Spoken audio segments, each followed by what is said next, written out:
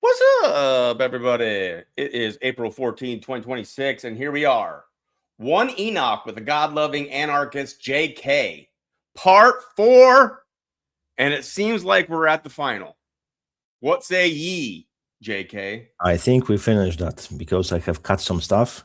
So mainly now I'll be going by the main points with some details. But yes, believe me, I have gutted it because I want to finish that and get to the different stuff. So We have other anyway, things. hello everyone. Good morning, good evening, and good afternoon. Depends where you are. Right. And evening from Scotland. See, that's the good thing about doing this at a time where some of you across the pond, JK being one of them, we can hit some of you guys maybe during a time where you can enjoy the live, because some of you are up really late trying to catch some of the ones that I do more in my time zone. But boom, chicka boom. What's up, Amanda? Ladies Slipper, Stack Brawley, F Fox is in the house. What is happening? And then welcome. I'm not sure if you're here right now, but Nat the Dawn 95 joined as a YouTube member. And then Steve K4Y6I, thank you for joining and supporting this channel. Really appreciate it. And this is going to be awesome. We are getting into, I guess, we're in the final chapter, right? Yes, that's correct. That's one Enoch and the book 5, which has chapters as well. The Epistles of Enoch, correct? Yeah. Yes, so this is 5. Here, exactly. That's the final one. Let me edit this. Book 5. Is it book or do they consider it a book or a chapter? No, it's a book. Chapters are inside books. 5, the Epistle of Enoch. Let's get that corrected so that we can have it on the screen. And then when everybody asks, where are we? We are in the final. Book 5, the Epistles of Enoch, which is 1 Enoch 91 through 108. Yes, exactly. All right. And however you want to handle this. I don't know if you have something in mind how you want to start this, but go ahead, sir. No, we just go straight away to this, because if we start going different topics, then we never finish that. It'll happen anyways, people. It will happen, I know. Always. We appreciate you all here. And I try to bring you guys into the conversation. So if you have questions and stuff, throw them at us and we'll see what happens. But I have given him a hard stop at 4 p.m. Central Time, my time. So we have 3.5 hours. Let's enjoy it. Let's hope we will finish that in 3.5 hours. So yeah, let's go straight away. Okay, we have been speaking before about the book 1, 2, 3, and 4. Now it's time for the book number 5, which is called the Epistle of Enoch, or as well can be called the Epistle of the Righteous, as well can be called Admonitions of Enoch, or can be called as well Ethiopic Book of Enoch. That's the all names. I give you all of those. So whenever someone will be speaking about one of those titles, you will know it's related to book number 5. Maybe you can put, yes, thank you very much. Wow. All right. And we have covered chapters from 1 to 90. And book number 5 starts with the chapter 91 and ends with chapter 108. Exactly is the final section of the Book of Enoch.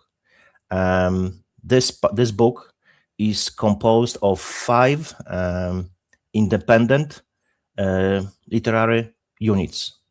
The first one is Apocalypse of the Weeks.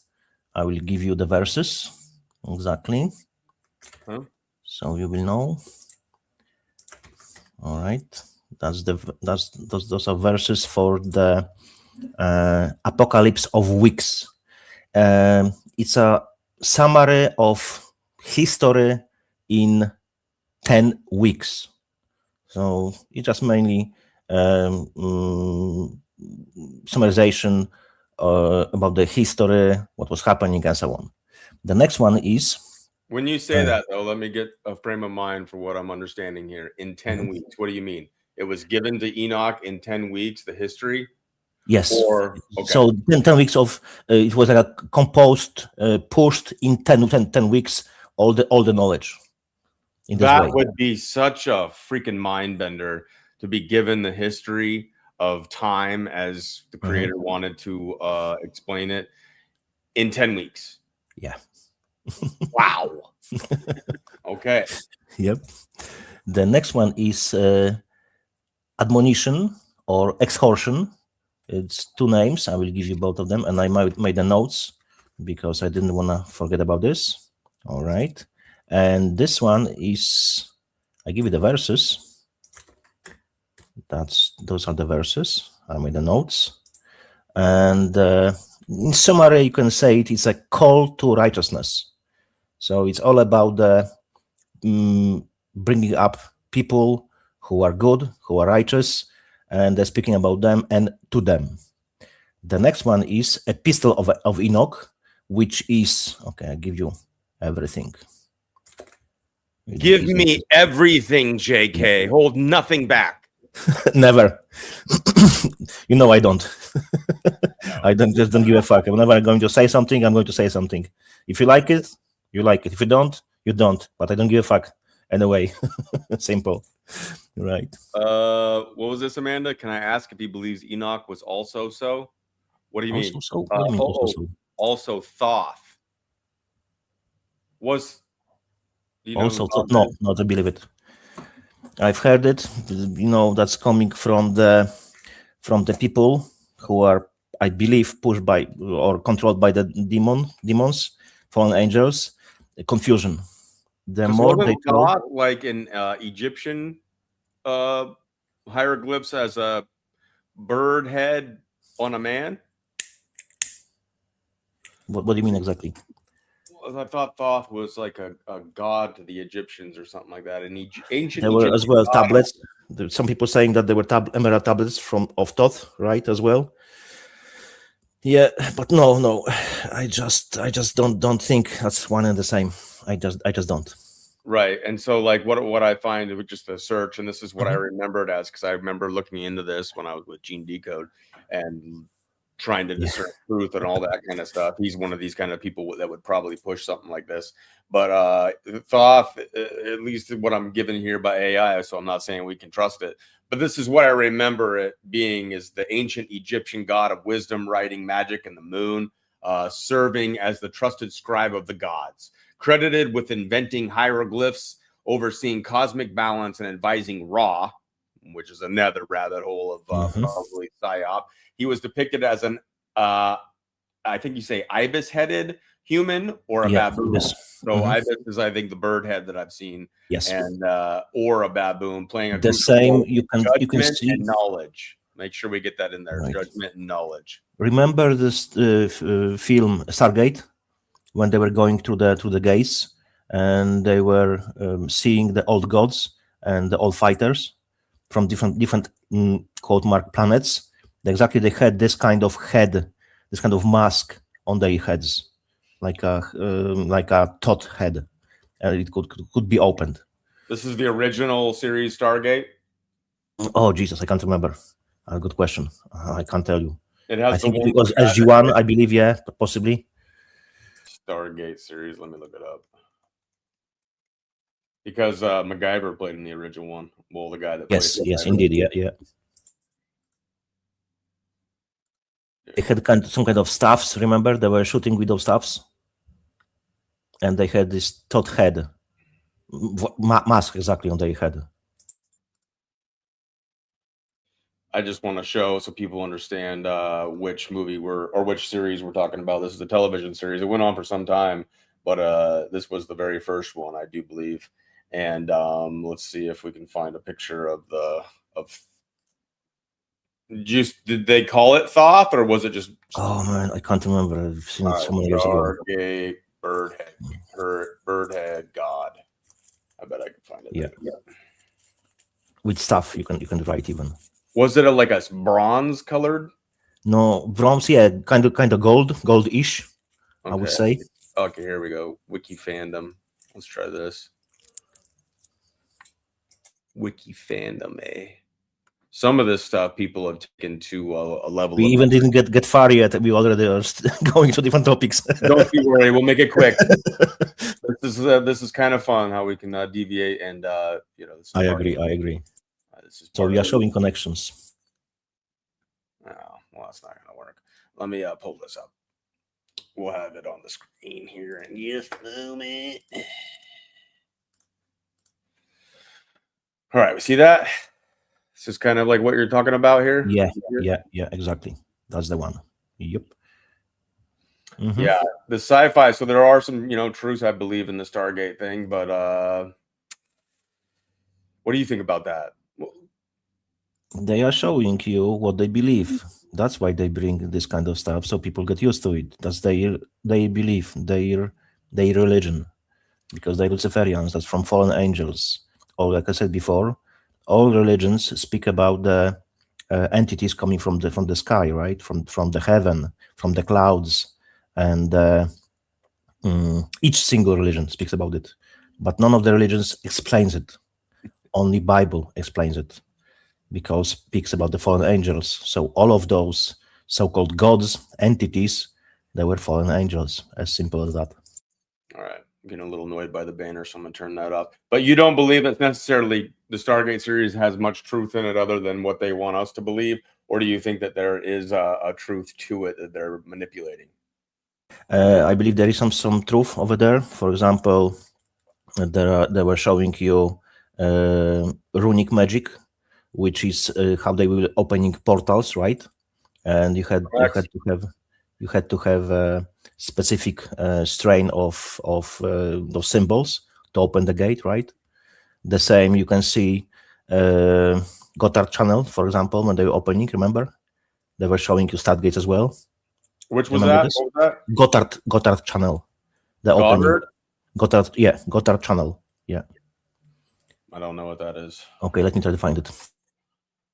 You're not talking about like Gaia, are you? Goddard? Nope, not at all. All right, spell it or something.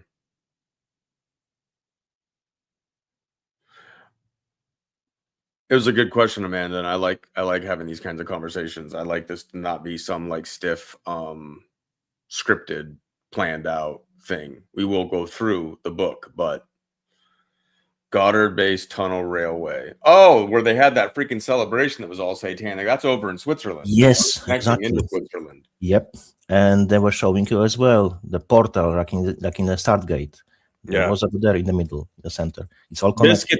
Biscuits and I did a show that included this Goddard celebration. It was so twisted that we only shared parts of it.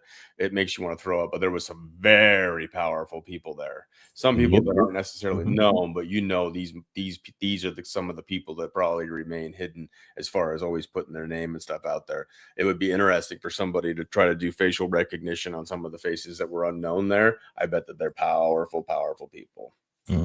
If you are interested in it, in the ceremony, and I have, I think, majority of them on my channel, you can just go to my channel, go to the search field, and just put Gotthard.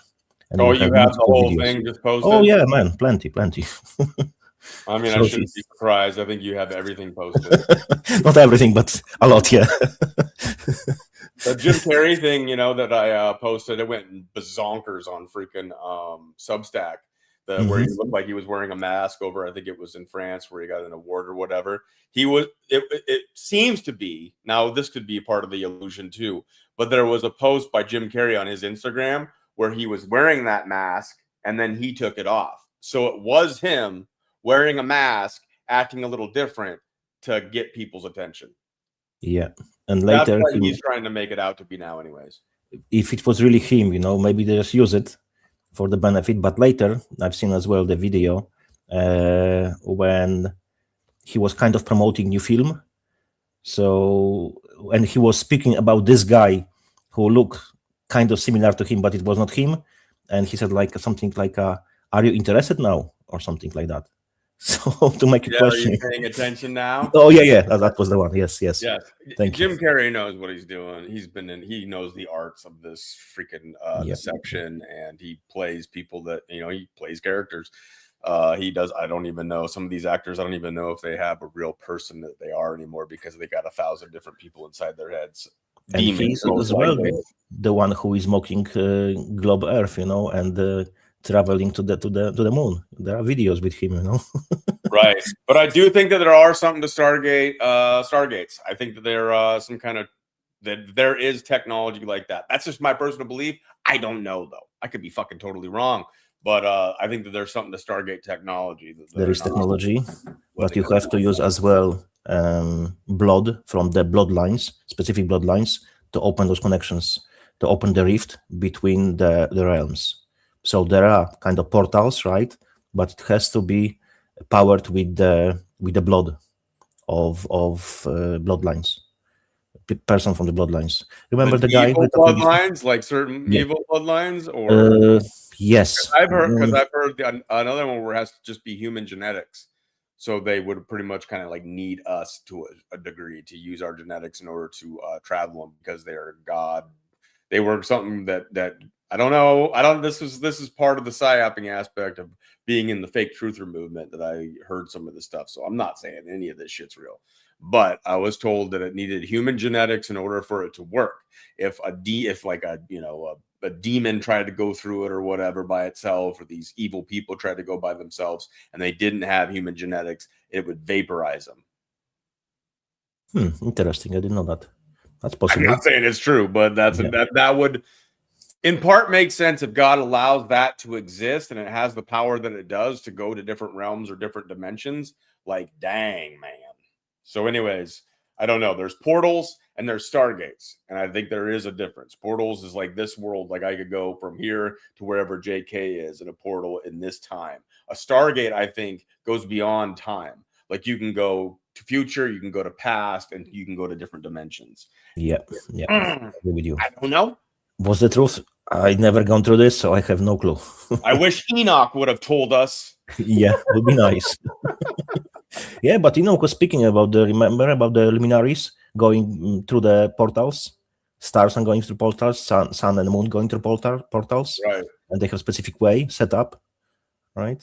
Right. So, well, I mean, then you just look at what they had, the knowledge that they had, like in ancient Egypt, for example, because there was pyramids all over the world, but ancient Egypt and the way that they set up the pyramids and the ley lines, and then the way that the stars or whatever it is that we're dealing with the cosmos or whatever it is set up in a way to generate a certain amount of energy for whatever purposes. Yeah. And if you check, for example, what was called Stonehenge, I think it was created not 1,000 years ago, but in 1950, I believe, because I have pictures where they were working and they're building this. So what's truth? I have no idea. But the thing is that if you go and if you were there and you could look before to the hole in the Stonehenge, one of the stones, it was always pointing to the Polaris, right? The same as 3 pyramids. As well. So how it's possible, just think about it, how it's possible that if Milky Way, galaxy, Earth and everything is flying through the so-called space, right, with different speeds, how it's possible that we always, since thousands of years, we see polarities at the same exact spot? How it's fucking possible? Yeah, I mean, that's part of the conversation, but let's stick with like portals and stargates. Like when what was it? When the plagues were coming, they were weren't they sprinkling blood around the doors? Yes. Or was it blood? Yeah, blood, yes. And then the angel of death would pass beyond those, right? So it was like the door is kind of like a portal, and by putting the blood there, it blocked off the portal to allow a demon to come through. So whatever these stargates could potentially be, it's that same kind of spiritual stuff that probably goes into other dimensions. I don't know if I would say it's necessarily evil, but if you don't, I mean, from my argument or whatever, if you don't have, if you're not doing it in the name of Christ and you're not doing it for God's purposes, then you're doing it for evil or worldly or selfish purposes. Why it would? That was a question. Can you please bring the question again? Yeah, it's why would it be evil to travel through Stargates? Because that's not what God prepared for us. So it's not for us to do it. So we are disobeying God's commands. Stargates are evil, like that they were created by like the Nephilim or the fallen angels. Kind of thing. I would assume. I don't think so. Those are part of the heavenly places, which are designed for the sun, moon, and the celestial bodies. The other, I don't think so. They were created by God. I think they were created by the Nephilim and fallen angels and demons. That's my assumption. All right. Well, that would be a really good conversation to have for another show, though. We'll go ahead and get back onto Enoch, but I love this kind of stuff because we could discuss it for hours, but we do have a time constraint, and we want to finish this series and move on to the next one. Exactly. So go for it, sir. And welcome, Rum Soda. So now we are on the next part of this book, which is fourth, which is Birth of Noah, which is 106, 107. It's kind of like a short narrative about the Noah miraculous birth. It is, you know what? I bring it later. Yeah, okay, I'll do it. And the next part is eschatological appendix, which is 108. Which is concluding chapter, highlighting, empathizing the rewards of the righteous. So if you are good, you can expect good things. But remember, you cannot go to the heaven just by your works. It's impossible, because we have to take it under consideration that Bible says that all your deeds, even good one, are like a dirty rags, right? So only to Christ you can go to heaven, right? Okay, so maybe I bring it, maybe I will speak a bit more about the Noah miraculous birth, which is mentioned exactly in this part, in the Enoch 1. You can say that the Noah's birth, the child, right, was described as supernatural, which is interesting. Angelic features, like a glowing eyes. That was very, very strange. And he had a skin white as snow, very bright, and hair white as a wool, the same as Christ was described, right? Right. Hair white as a wool. So that's pretty interesting. So Enoch describes seeing. Describes Noah birth. Okay. Yeah. So that's interesting, because I bring few names, which, remember, before we had the old lineage, and exactly here, few names, which this lineage, it was, I believe, 12, right? Some of the names will pop up now. So, for example, what's that? Cheers. So Lamech, who is Noah's father, right? He initially he was skeptic, he doubted his paternity, right? He was fearing that the child was fathered by a watchman, which means fallen angel, demon, or fallen angel mainly, right? Fallen angel. Wait, who was fathered by that? That was Lamech. I put the name. Noah's father? Yes. Oh. Come on. Yeah, that's his name. So, right. So Lamech was thinking that his wife, and his wife name, I wrote it down. I have it somewhere. Let me find it. Give me a second. Nice conversations going on. Yes, Christ was a person. Try to teach us a consciousness. When people talk about Christ consciousness, it gets into what I consider New Age. But if you want to talk about a consciousness that is of Christ, I would consider that more like the Holy Spirit. And it doesn't matter that Christ said, I came here to create a religion called Christianity. He never said it. That's true. But it doesn't matter, because we know that our faith is in him. So there has been created name for this faith, which is Christianity.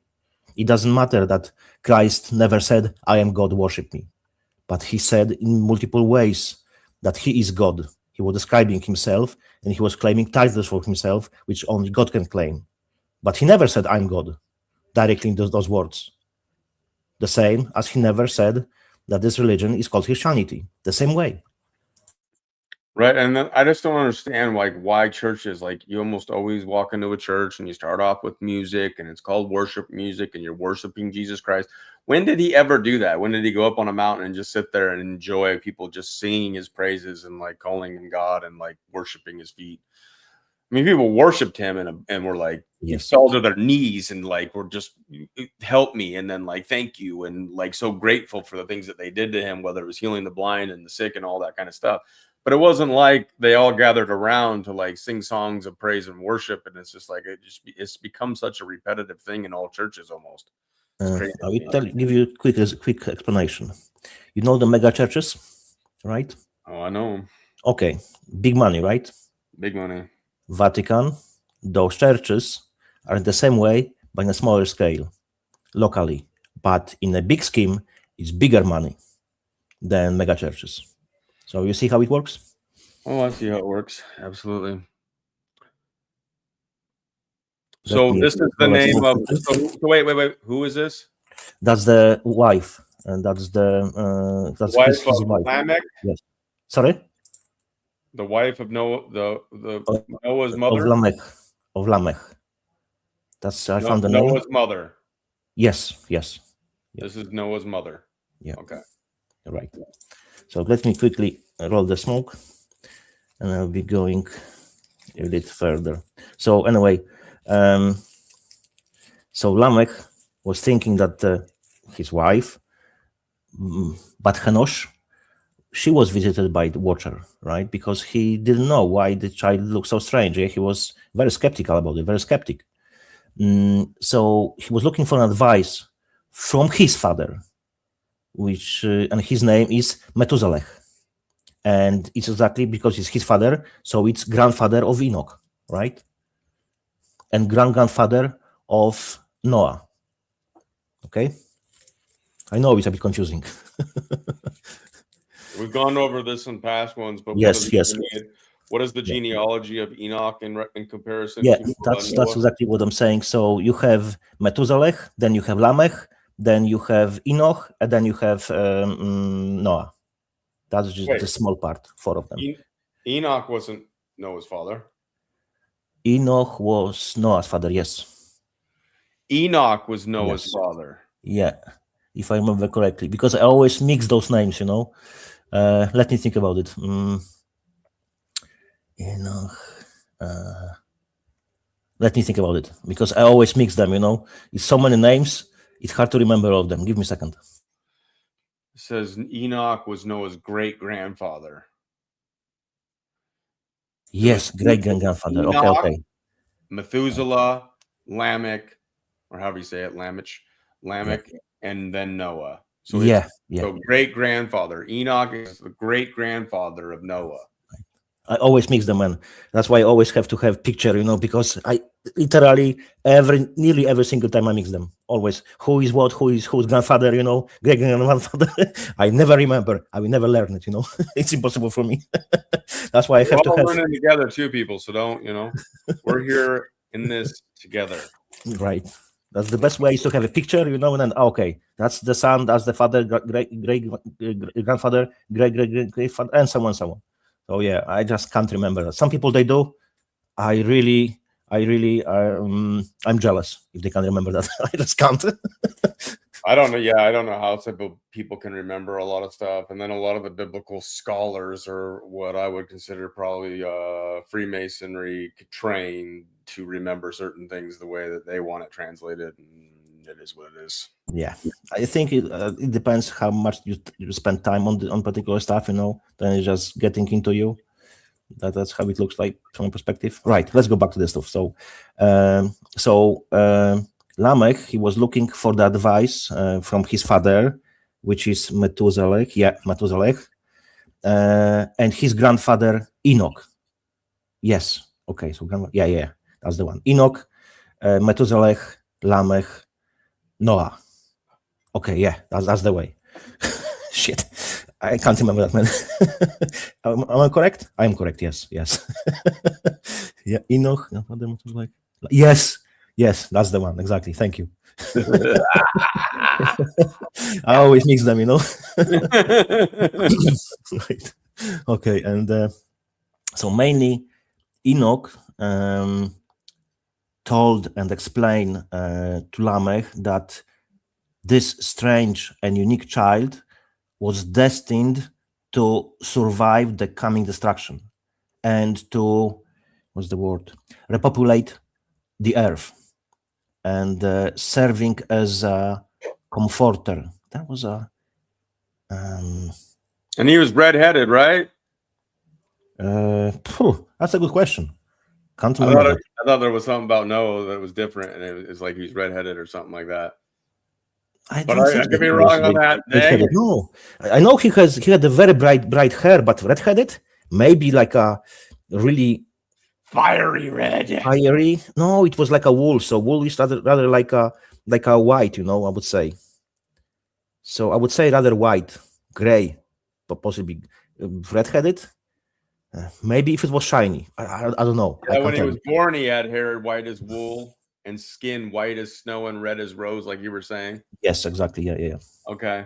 So maybe. Can you imagine if he just had white hair all of his life? It's kind of like Daenerys, I think was her name in Daenerys Targaryen. Yeah.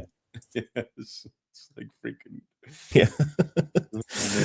Whatever that race is in the House of Dragons and stuff. Mm-hmm. And I know I have somewhere, give me a second, because I know there was another word for comforter. I'm not talking about the Holy Spirit, Holy Ghost, Spirit of Sepulchration. I'm not talking about this. I'm speaking about the comforter as in a matter of human comforter. Let me find it. Give me a second, because I know there is a nice word for it. One second. Man, was Noah a complete albino? Like he stood out from everybody because he was like pale white, like Powder. Did you guys ever watch that movie Powder? I saw a clip from that pop up recently. That was a crazy freaking movie. I'm not recommending it, but it was interesting. Okay, I have it. That comforter, which is called as well this way, Menahem. That's the comforter in the old language. So, Man of heaven? Menahem. Menahem. Menahem. Sounds like man of heaven.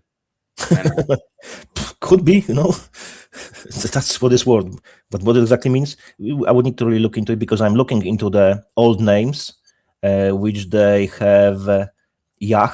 Every old name has name Yah. I can bring it later.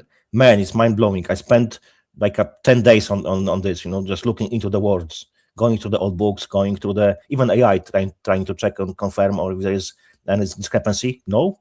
Many says the same, So I will show you that later. Man, it's mind blowing. It's very good. I will bring it later. Yeah. Right, Peaches. And didn't David like dance naked in the street, like praising God? Like he was a worshiping, he wrote Psalms. He wrote a whole bunch of stuff in praise and worship of God. He did commit some mighty sins that God forgave him of, but he was a worshiper for sure. Yes, the movie Powder is an interesting one, right? A little bit dark, but an interesting one. But Powder, completely albino. I think he didn't have any hair himself. But if Noah was all albino, he would definitely stick out from all the others. Which would really, this is where like I had a guy on, John Q. Simeon, and a lot of his push was that Jesus was black. And John Q. Simeon's a black man, and I'm not trying to say that I know. We'd get into it though, and I'm like, oh my gosh, bro. But this is where I asked him. I was like, okay, so was Noah black? And he said that he believed that he was. So there's all kinds of arguments. No, Noah definitely was pure white. Like a really bright. So don't white. Tell white John. What? Don't tell John that. He probably heard me. He's probably reading through the ether like that I'm talking about. Right. And he's going to come in and he's loud and proud and he's going to tell us all that we're wrong and that Noah was black, Jesus was black. Stop it. Not according to one Enoch. So yeah, you have the paper, you have the receipts. All right. So mainly this book is like primarily serves as a, how to say it, what's the word? Farewell address, I would say, from Enoch. What? A farewell address from Farewell Enoch to address. his children and the next and the future generations. Yeah, farewell. I'm going on my chariot of fire, and I'm going to go hang out with the Father. The short words, I think that would be good description of that. It's mainly the book number 5. What's up, Dingus boy? Hi. Boy, Jay, 1K, right? Near like my nickname, J1K, right? This part is mainly focused on the warnings, I would say, even eschatological warnings, and the morals and the moral exhortations, and the most important, the promise of the ultimate justice. That's how I would say it. So that's the closing book, but it tells you, okay, everything will be dealt by God. Whoever deserves it will end up in the hell. Whoever deserves it will spend eternity with God in His presence. All right. So we have. I made some notes so I can give you the details, because I told you I will create more notes, more detailed, because it's hard to remember the stuff. So I have learned my lesson, man. Here we go. So you have here verses, Enoch's. That's the one. And so Enoch tried to encourage his children to walk in righteousness, be good, to walk in peace, and that's what is important, to be the one who is following the path of wisdom. So I can give you later as well where wisdom is on the picture. So because there's knowledge, there's wisdom. I'll bring it later anyway. So this is crazy though, because earlier you said, and this is in Enoch that you got this, that Lamech, the father of Noah, was evil. I don't know that. I don't know if Lamech was evil. Let me check it. I never looked into him. I thought you said that Noah's father was like freaking a demon or some shit. No, who said that? I didn't say it. Are you sure? Yeah. Here's the thing, though, bro.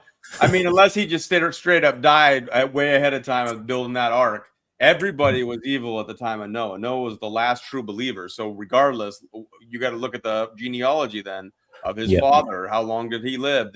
Was he alive at the time where God said, like, no idea, to be honest. I would need to check the timeline on this earth, and you need to start building an ark, because everyone was destined to be wiped. But unfortunately, at this time, during the Noah flood, unfortunately, some of the giants, Nephilim, and as well demons survived. So they were not all of them dead. To be honest, some of the Nephilim did die, and the demon is exactly disembodied spirit of the Nephilim. Right? So did God, through the flood, kill a bunch of Nephilim that created the demons? In a way, we could say God wanted to wipe them out, but because that's my assumption. I'm not saying that would happen, right? That's my assumption, because I know that the demons are disembodied spirits from the Nephilim. So I know that. So if God killed the Nephilim in the flood, not all of them, because some of them survived, maybe he this way created the demons. I have no idea how to really approach the subject. I would need to look into it deeper. Right. Either way, some of them did survive corporeally, like with their physical bodies, and God would have known that was going to happen. Yes. Maybe God thought it would give humanity another chance. So some of them survived, yes, definitely. So that they didn't because they were still after flood available. Yeah. All right. I'm trying to get a word in sometimes. The next one is the apocalypse of the weeks. I have notes as well. I have learned my lesson. I have the details now and the verses, to cover it. And I would say, I remember before I mentioned about those 10 weeks, right? He learned the history of the world in 10 weeks. It's kind of like a very important kind of, what's the word? Pivotal section. Yeah, that would be the good one. The very important part, which really outlines everything in those 10 weeks. Just plenty of knowledge, but I won't be listening what happened there and so on. I give you some details. So those 10 weeks, so it's like a kind of time periods, right? Each week is a kind of showing time period. It's starting from the Enoch's time to the final judgment. And as well mentions about the creation of a new haven, which is in heaven. It's called New Zion, which will come from its physical place is in heaven, and this physical place in heaven will come later to earth and will replace Israel. I'm not sure. I'm sure it will be replace land of Israel, but I am not sure if it exactly will be the same spot, the same place, or will be shifted somewhere else on earth in different place. I have no idea, and no one can really explain me that. And no one. I was asking a few people, and no one knows the answer, because some things we just cannot know. I know it will be replacement of the Israel, and will be new Israel on earth, which is called Zion. What if Israel, as it is as a state, where it's at, isn't the actual Holy Land? Yep, it's just stolen land. That's it. That's what it is. There was someone that was saying that, like, what if the countries that we've been told are not the countries that they are, and that, for instance, this woman, and I'm not saying this is true, and this is just another little rabbit hole we'll go down real quick, but the woman was saying that the ballroom that Trump is building in the White House is actually the ballroom, BAAL room, and it is the third temple. Third temple? No, because according to Jewish sources, the third temple has to be rebuilt where second temple was. But as far as I know, God will not allow it. So people say, Christians fortunately say, that the third temple will be rebuilt, and in this temple, the Satan will be sitting, and the Antichrist, and he will call himself God. No, I can tell you that Bible and all church fathers say that the third temple will not be rebuilt. So you have to think about what temple really is, because God says in multiple places in the Bible that God's temple is not built with the human's hands. We are the temple of God. So Satan want to sit in us because we are temple of God, not the physical place built with the human hands. People think that the temple will be temple rebuilt and there will be Satan. No, it's not going to happen. It was destroyed in 70 AD. It's not going to be rebuilt. You will see. They will not rebuild it. They will destroy Al-Aqsa, but they will not be able to rebuild it. I disagree. Okay, why? I believe that's what Trump is doing. I believe that he is going to help them build that temple, and that it'll be done. And that'll bring forward the person that these, whether they're fake Jewish people or not, I don't know. It'll bring forward their Messiah, which will be the Antichrist, and the Christian Zionists will go in uproar, and then there will be a crazy war, which will bring about horrible things. But that's just if you look into the even Jewish scholars, they will tell you they have to rebuild the second temple, create third temple, the same place. They are saying that. I'm not saying that. They are saying that. I'm just repeating what they say. They want to rebuild it. Why they want to do it? Who is they? Jewish rabbis, the higher positions. I can't remember their names now. I have somewhere list.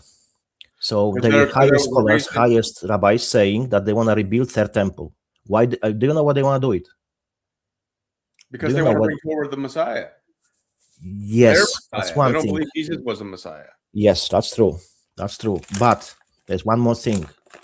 Because Jewish faith, their religion, requires from them to make sacrifices.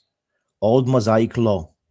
It requires from them to make sacrifices in the temple.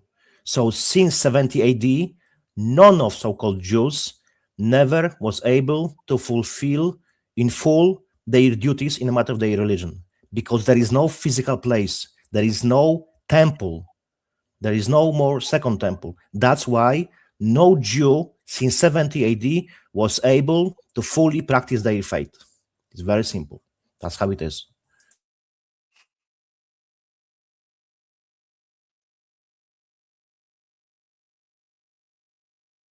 What's up, everybody that's joining us a little late? I know some of you are at work.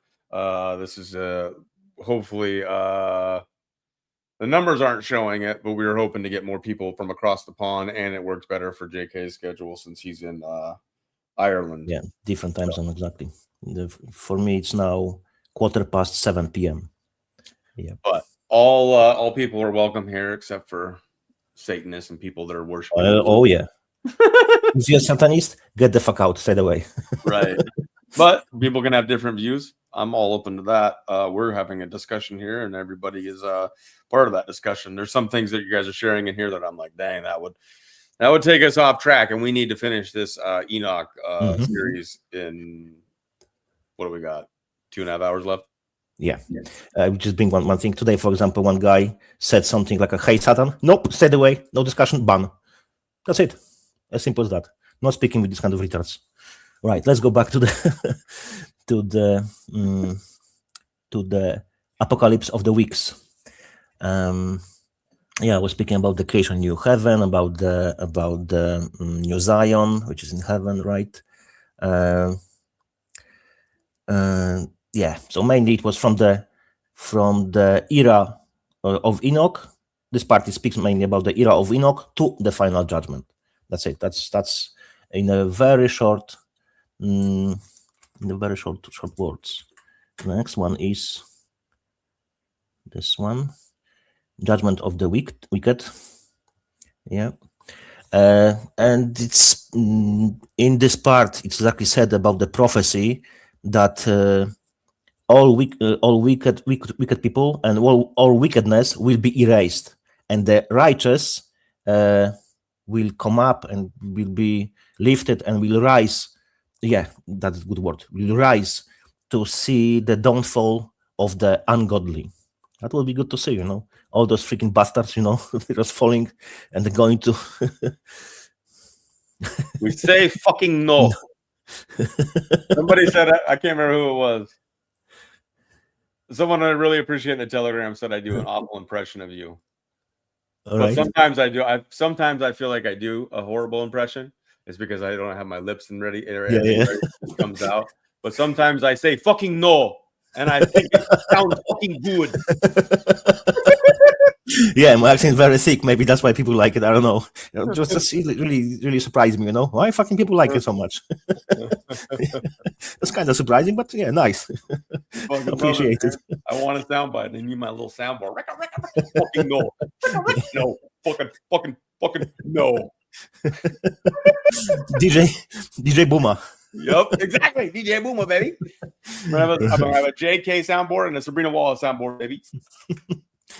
Right, let's go to the next one. Where are we?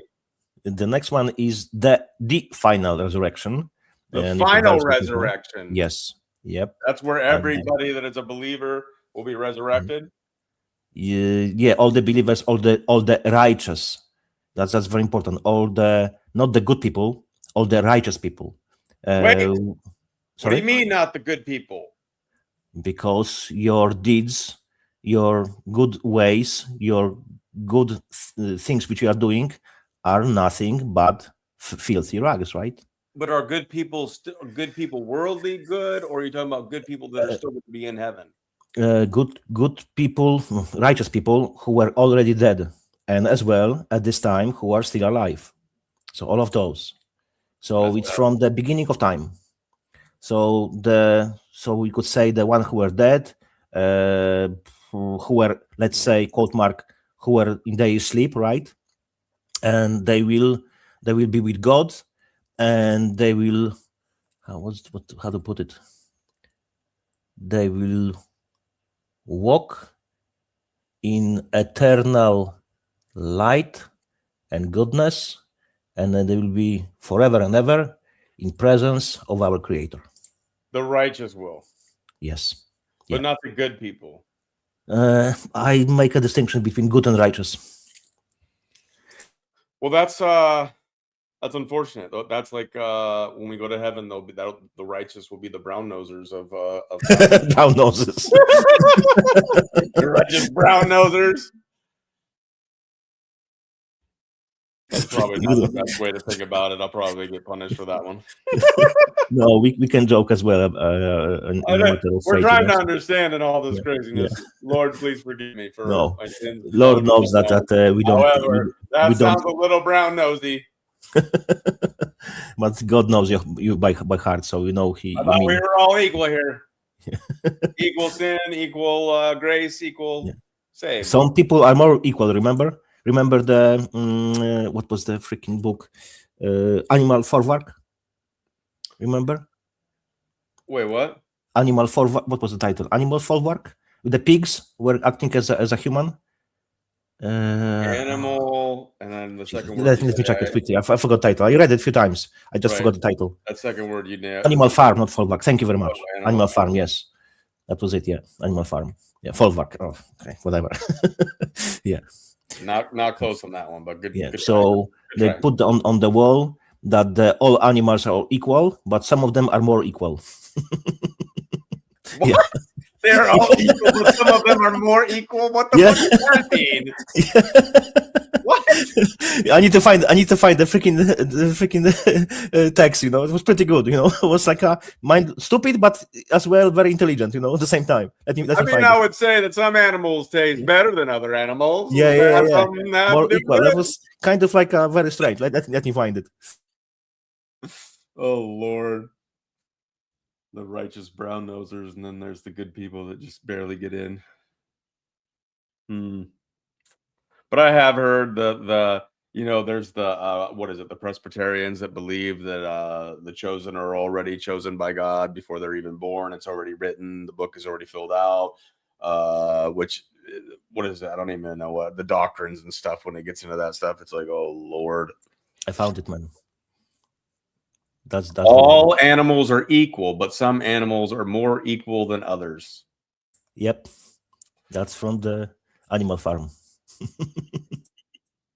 I would say that maybe they're saying that all animals separately as species are equal, but that some animals within a certain species are more equal to themselves. Oh, no. It was a reference to the situation when pigs were getting better food, because they were claiming that they are working, not physically, but working with their minds to create better future for all animals. That's why they needed better food than give me a second.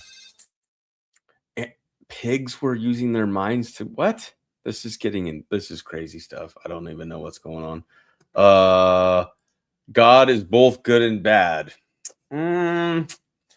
I don't agree. My way of believing God. I'll be back in 2 minutes. Okay, sorry. I'm back in 2 minutes. Okay, don't worry. I can hold it down. God allowed bad to come into play, but I don't think that there is any. You can't have. The duality is a worldly thing. It's a Luciferian thing. It was created when there was a separation of the goodness into another being that chose to oppose God, which would be Lucifer. But that's just how I believe.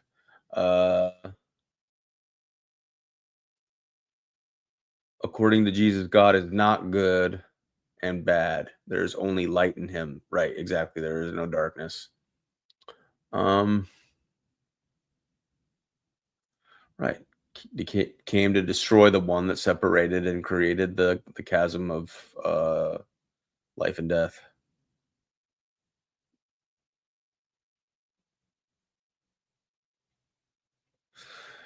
Now, people would try to say something like, when God ordered, what was it, King Saul to murder the men, women, and children of a certain group, and he couldn't do it. He had mercy on them when then they rose back up, which some would say maybe it's the Jews, but that was it was for the protection of humanity, that there was a bad seed through the whole thing. But to think about men, women, and children being put to death and murdered seems pretty evil, right? But if you understand it from the perspective of God trying to end what was going to happen later, and it did happen, Jews put Jesus to death. Yeah. Or ordered him to be put to death by Roman soldiers. Yes, grace is, Grace is the most beautiful thing of anything I found. I studied a bunch of the religions. I tried the Buddhism thing, and I just dabbled in, I guess, the New Age, but I didn't think of it as New Age. I got into Deepak Chopra. I got into Eckhart Tolle's The Power of Now. I got into some of those things, not deeply. Like I didn't just read books and stuff like that, and tried to like expand my mind while I was smoking my reefer. My God was the God of marijuana for a long time, I would say. But I was just trying to expand my mind and take into consideration all these other views. And I thought Christianity was so closed-minded and hypocritical and all that kind of stuff. But grace is what made the most sense. Grace is what saved me from addiction. To know that I might not be worthy, but to choose him was the only way to save me from myself. Because it couldn't be me doing it. I had to make the active choice, and then I had to put in the work afterwards. But man, that grace, as it pours over you and you feel the conviction of your sin, and you repent and you release it, and then you don't carry that burden anymore. He lightens your load and carries your cross for you. That concept, that reality became my reality. And I am obviously still a sinner, and I have issues with my language.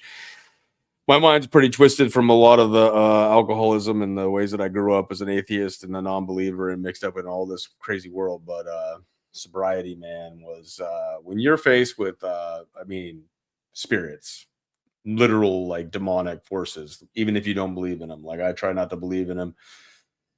Didn't believe any of that stuff was real. We just die, go to dark. It's going to be over, and there's no more pain, no more nothing. But when you're in an alcoholism and using drugs and stuff like that, you experience demonics, and you get possessed or influenced, or however it works, depending on the situation. And it is not you. It is something else that takes over. And when I saw that in myself, it's fucking scary. What's up, JK? You're back? Yes, I am back. And it just reminded me about the great talk about the people of nothing, the people of God. And we can watch it. It's a 1 minute video. It's very good. I will post it in a private chat.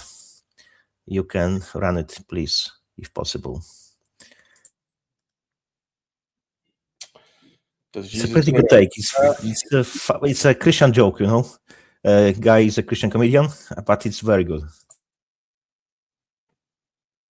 Okay, let me pull it up. Here we go. Yeah, I used it due to pain too. I was trying to avoid life, trying to avoid pain, trying to avoid the things that I had done wrong. But here we go. Creation, God versus nothing. Gotta watch this. Some people think God created the universe. Some people think nothing created the universe, which is the funniest guess. And the nothing people make fun of the God people. They say God doesn't exist. I'm like, okay, maybe. But you know what definitely doesn't exist? Nothing.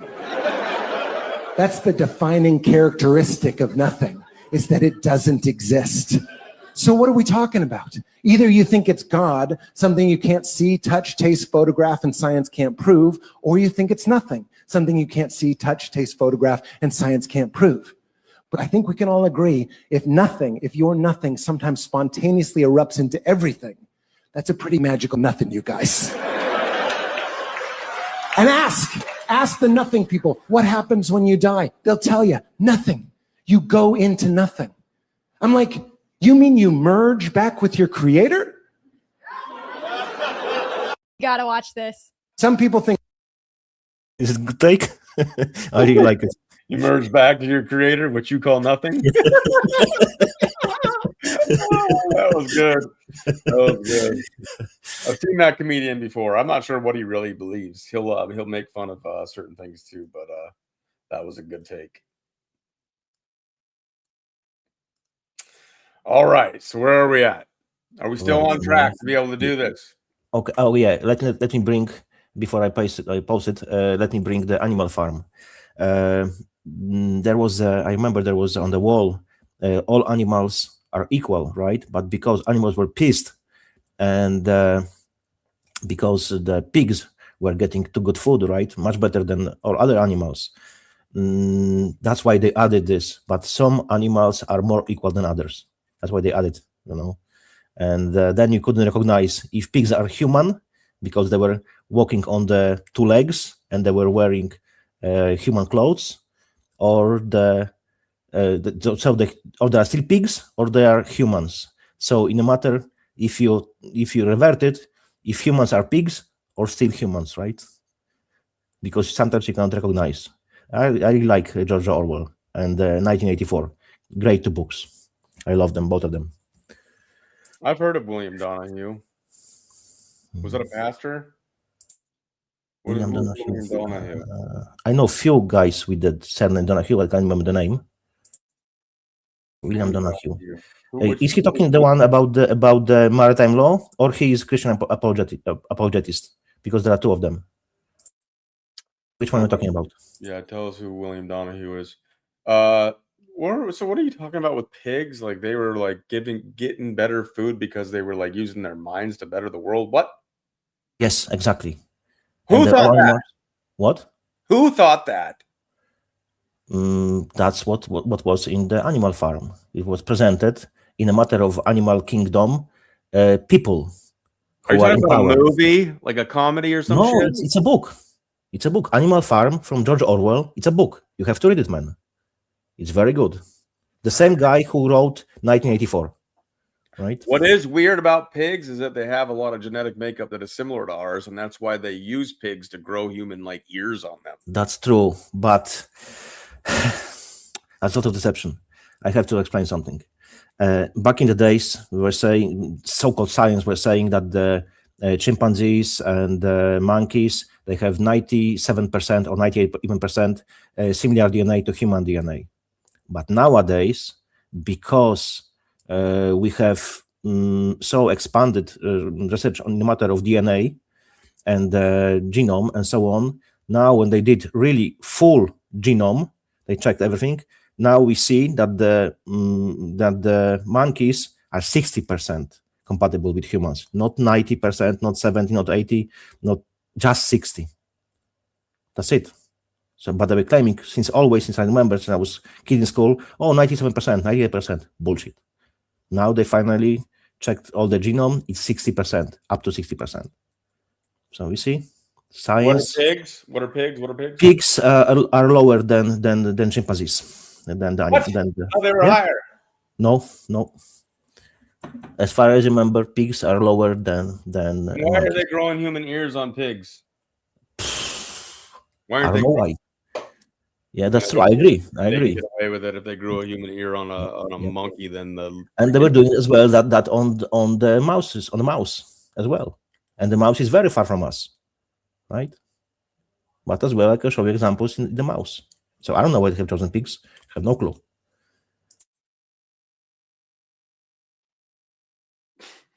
All right. Next.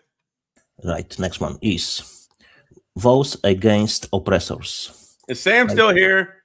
Are you taking notes on all this, Sam? You guys aren't even talking about one Enoch. I'm not taking notes on this. Yeah. And this part, Enoch says, and he warns those who are bad for the poor people, who oppress the poor people, who let's say combine and gather and accumulate unjust wealth, the money, the riches, right? And they live in the luxury. So he is giving them warning. So think what you're doing and so on. The next part is this one. Comfort the righteous. Yep.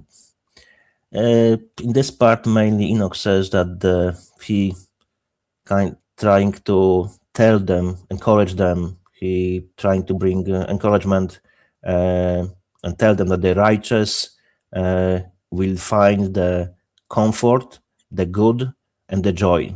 And at the same time, the sinners will face all bad things,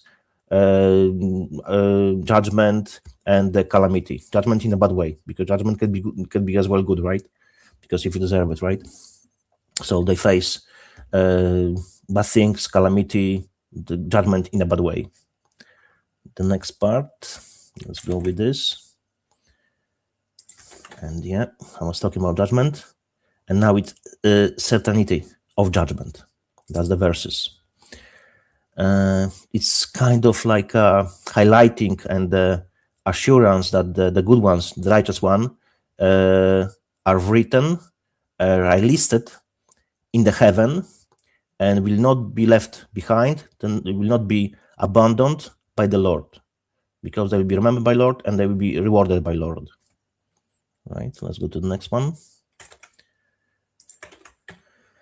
which we face a lot today, unfortunately. All so-called religions and denominations, it's idolatry, unfortunately. Judaism, Catholicism, Islamism, all those isms, they're idolatry, unfortunately.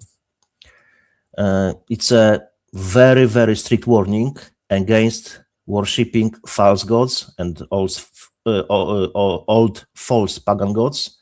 And as well, it's a warning against engaging in sorcery. Because remember, when I was talking before, the sorcery came from the fallen angels. Yeah. Yep. So they were teaching people that. So yeah, that's another part, confirmation of it. The next one is destruction of the sinners. Okay, that's a good one. Robin. Mm-hmm. Thank you for that, Robin. That's what they claim, but I don't trust so-called science. I trust science. I don't trust scientism. Could be another reason why they didn't want us eating pigs. Yeah. For a time. Maybe there's connection when the demons asked Jesus when they were thrown from the person, right? So they asked for permission to go into the pigs. Huh? Yeah, Legion. Mm-hmm. Mm-hmm. Yep. Maybe there's connection. Maybe I there's need to look into it deeper. It's okay. Let me make a note. Give me a second.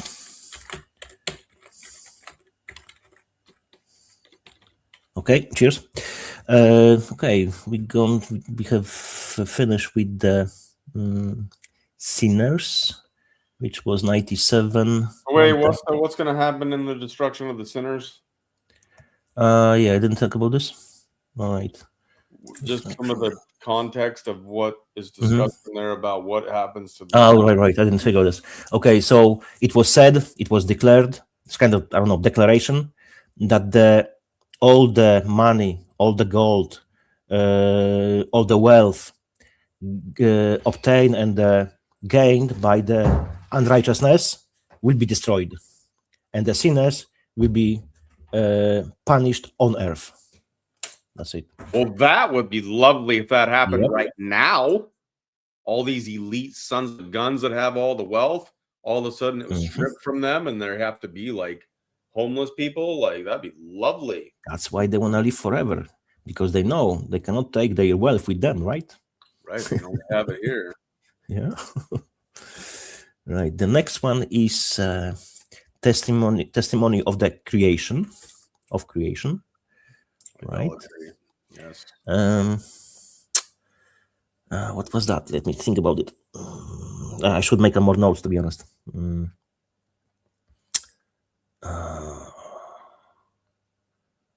Okay, I remember.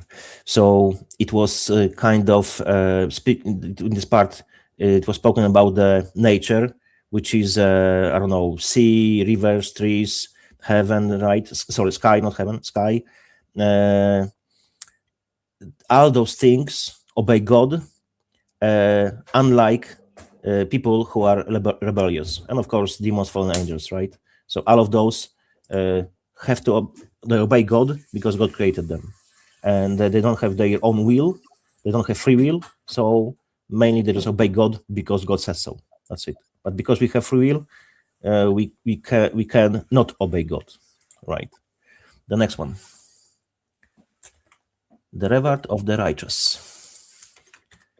And the verses. Yeah, next time I will go in deeper, more details, more description, because it's hard to remember all of it. It's not going to be a next time on the Enoch. On something different subject. I'm still learning how to make those presentations, right? I don't know Go everything. do your own research for the rest of what you want to get from one Enoch. Yeah, but I can give some more details, so it's easier for people.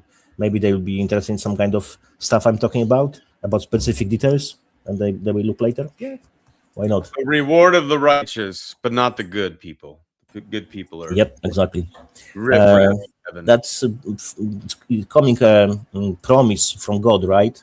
That all people righteous, all not good, righteous, will be rewarded with the eternal life and with the light after death. What's light after death? Is Christ. You'll be in His presence, right? That's what is promised to all of those who are really righteous and did righteous deeds. Okay, so we have promise.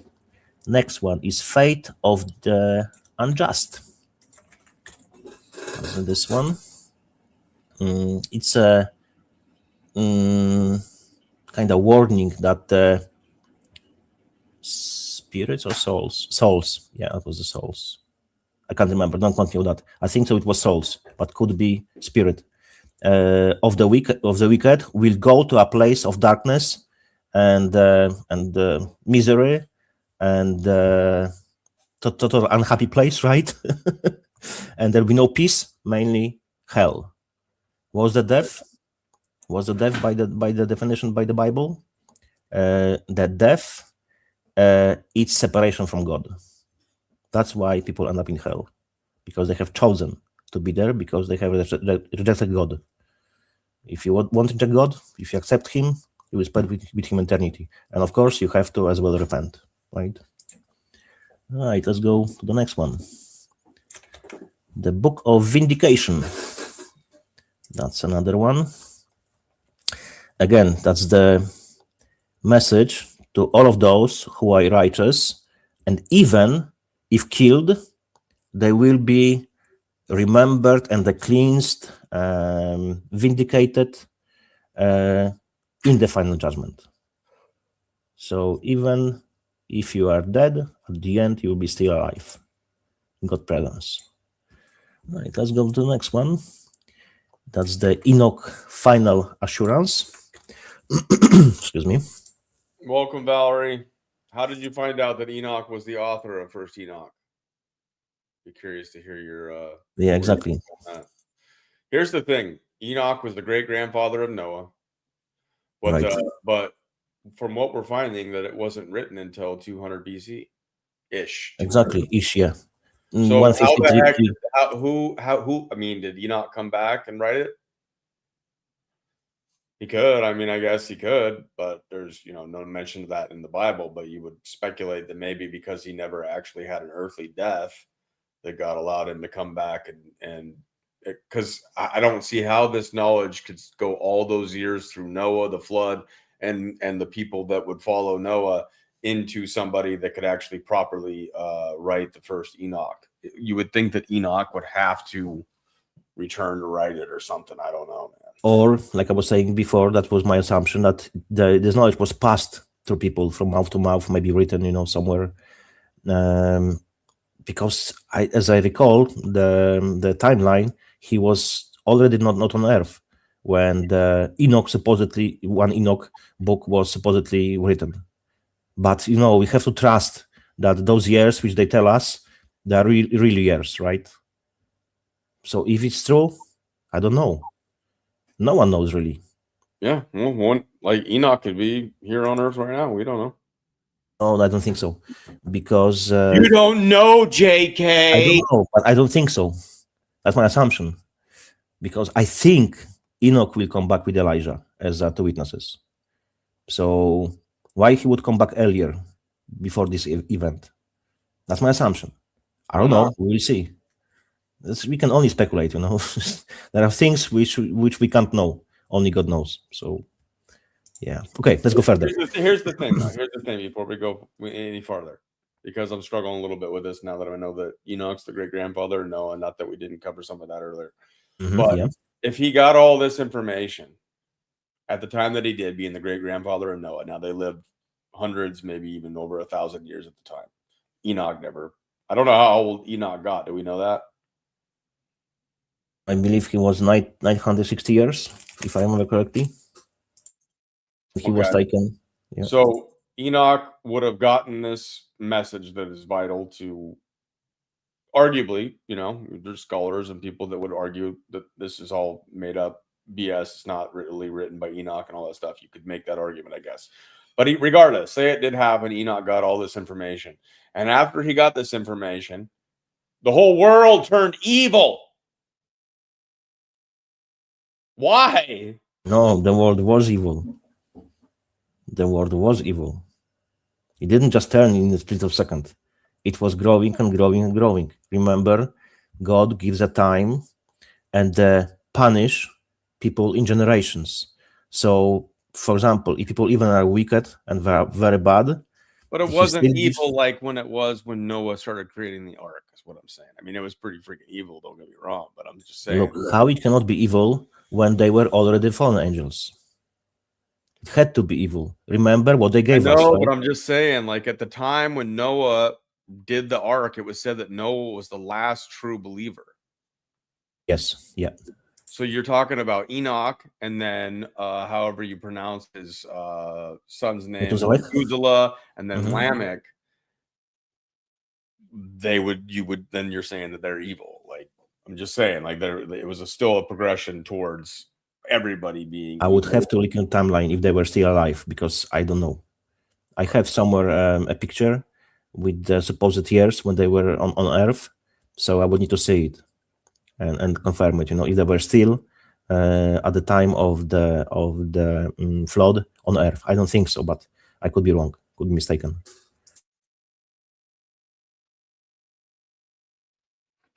All right, I'm just saying he was given this awesome wisdom, and then look.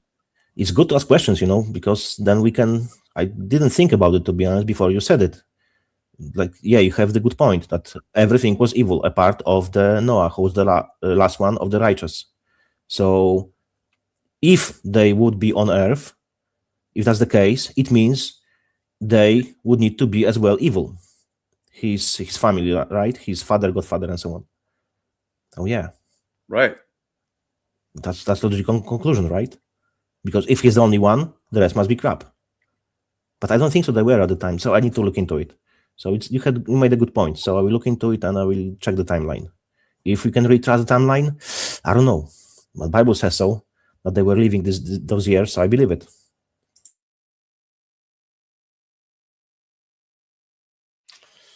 I like to ask good questions, you know what I mean? Yep. That's a good question. I will look into it. I will update you later. And one of my goals is to stump JK at every chance I get. Very good. Oh man, I really like to be challenged, because look, that's the only way we're going to learn. We challenge each other. Yes, exactly. I never look into it. I never thought about this topic this way, and you brought a good question, which is challenging my own way of thinking. Yeah, I assume that they were not on Earth at this time, but I assume because if Enoch never was present on Earth to give this knowledge to Noah, then at least his sons would have had to do a good job of giving that knowledge to Noah. And why would they do that if they were evil? So there had to be some kind of like transition that happened during that. I don't think so. They were evil because they were part of God's plan. So I don't think so because it was lineage. So I don't think so. People in the lineage, they were evil. I would assume they were not. So my other assumption is they would be not already on Earth, but I need to confirm it. All right. Right, let's go further. So we're talking about the Enoch's final assurance, right? God will bring generation of light and peace, and his son Methuselah will take place among them. Yeah, they'll be all together. Right. Let's go to the next part. The birth of Noah, which I mentioned before, that was angelic eyes, very bright, woolly, very like a snow skin, and so on and so forth. Reminder not to say that to John Q. Simeon. Because according to John, Noah was a black man. Yeah. So mainly the description of Noah's birth, right, is kind of like showing, let's say, better new beginning after the corruption of the world caused by the watchers, the bad watchers, because there are good watchers as well, right? Like I mentioned before, and the fallen angels and Nephilim. So it's like a new beginning in this way, right? Generally speaking,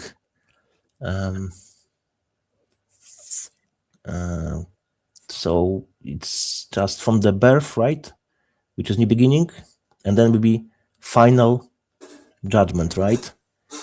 Sorry, the coming, not final judgment, my bad. The coming judgment, which is exactly the flood, right?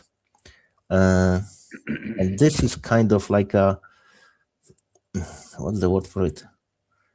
Residue, remnant of the righteous. Yeah, you can say it this way. Book mainly ends and concludes with the depiction, with the scene where Noah is born, right? Then his father, Lamech, worries that the child has those angelic things, looks like an angel from the angels, and might be like a superhuman, maybe might be from the watchers, right? But later he's convinced and so on that it's from God.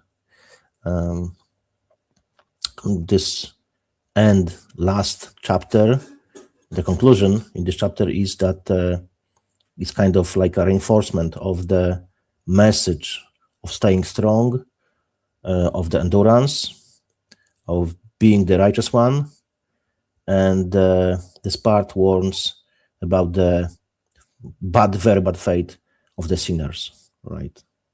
That's it. That's all the chapters in this book.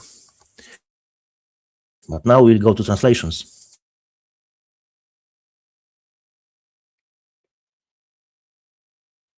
How many translations are there? Two main translations. So I won't tell you which I prefer, but I assume that you will figure it out which I prefer the way I'll be talking about it, because of course I'm biased, like everyone is. What's that? I went to the dentist yesterday and I got my teeth whitened, and Margaret is either trying to be mean or loving my pearly whites. They're not so pearly. That's more natural, right? I drink a lot of coffee. There's some stains. We have work to do. So hopefully you're saying that it improved my smile, but you and I have an interesting relationship. Booma, sometimes when I see you, when you are smiling, yeah, if you wouldn't have your ears, if you would not have your ears, you would be smiling around your head. Okay. All right. Oh man. Right, maybe let's go to translations now. Let's go with it, right? So mainly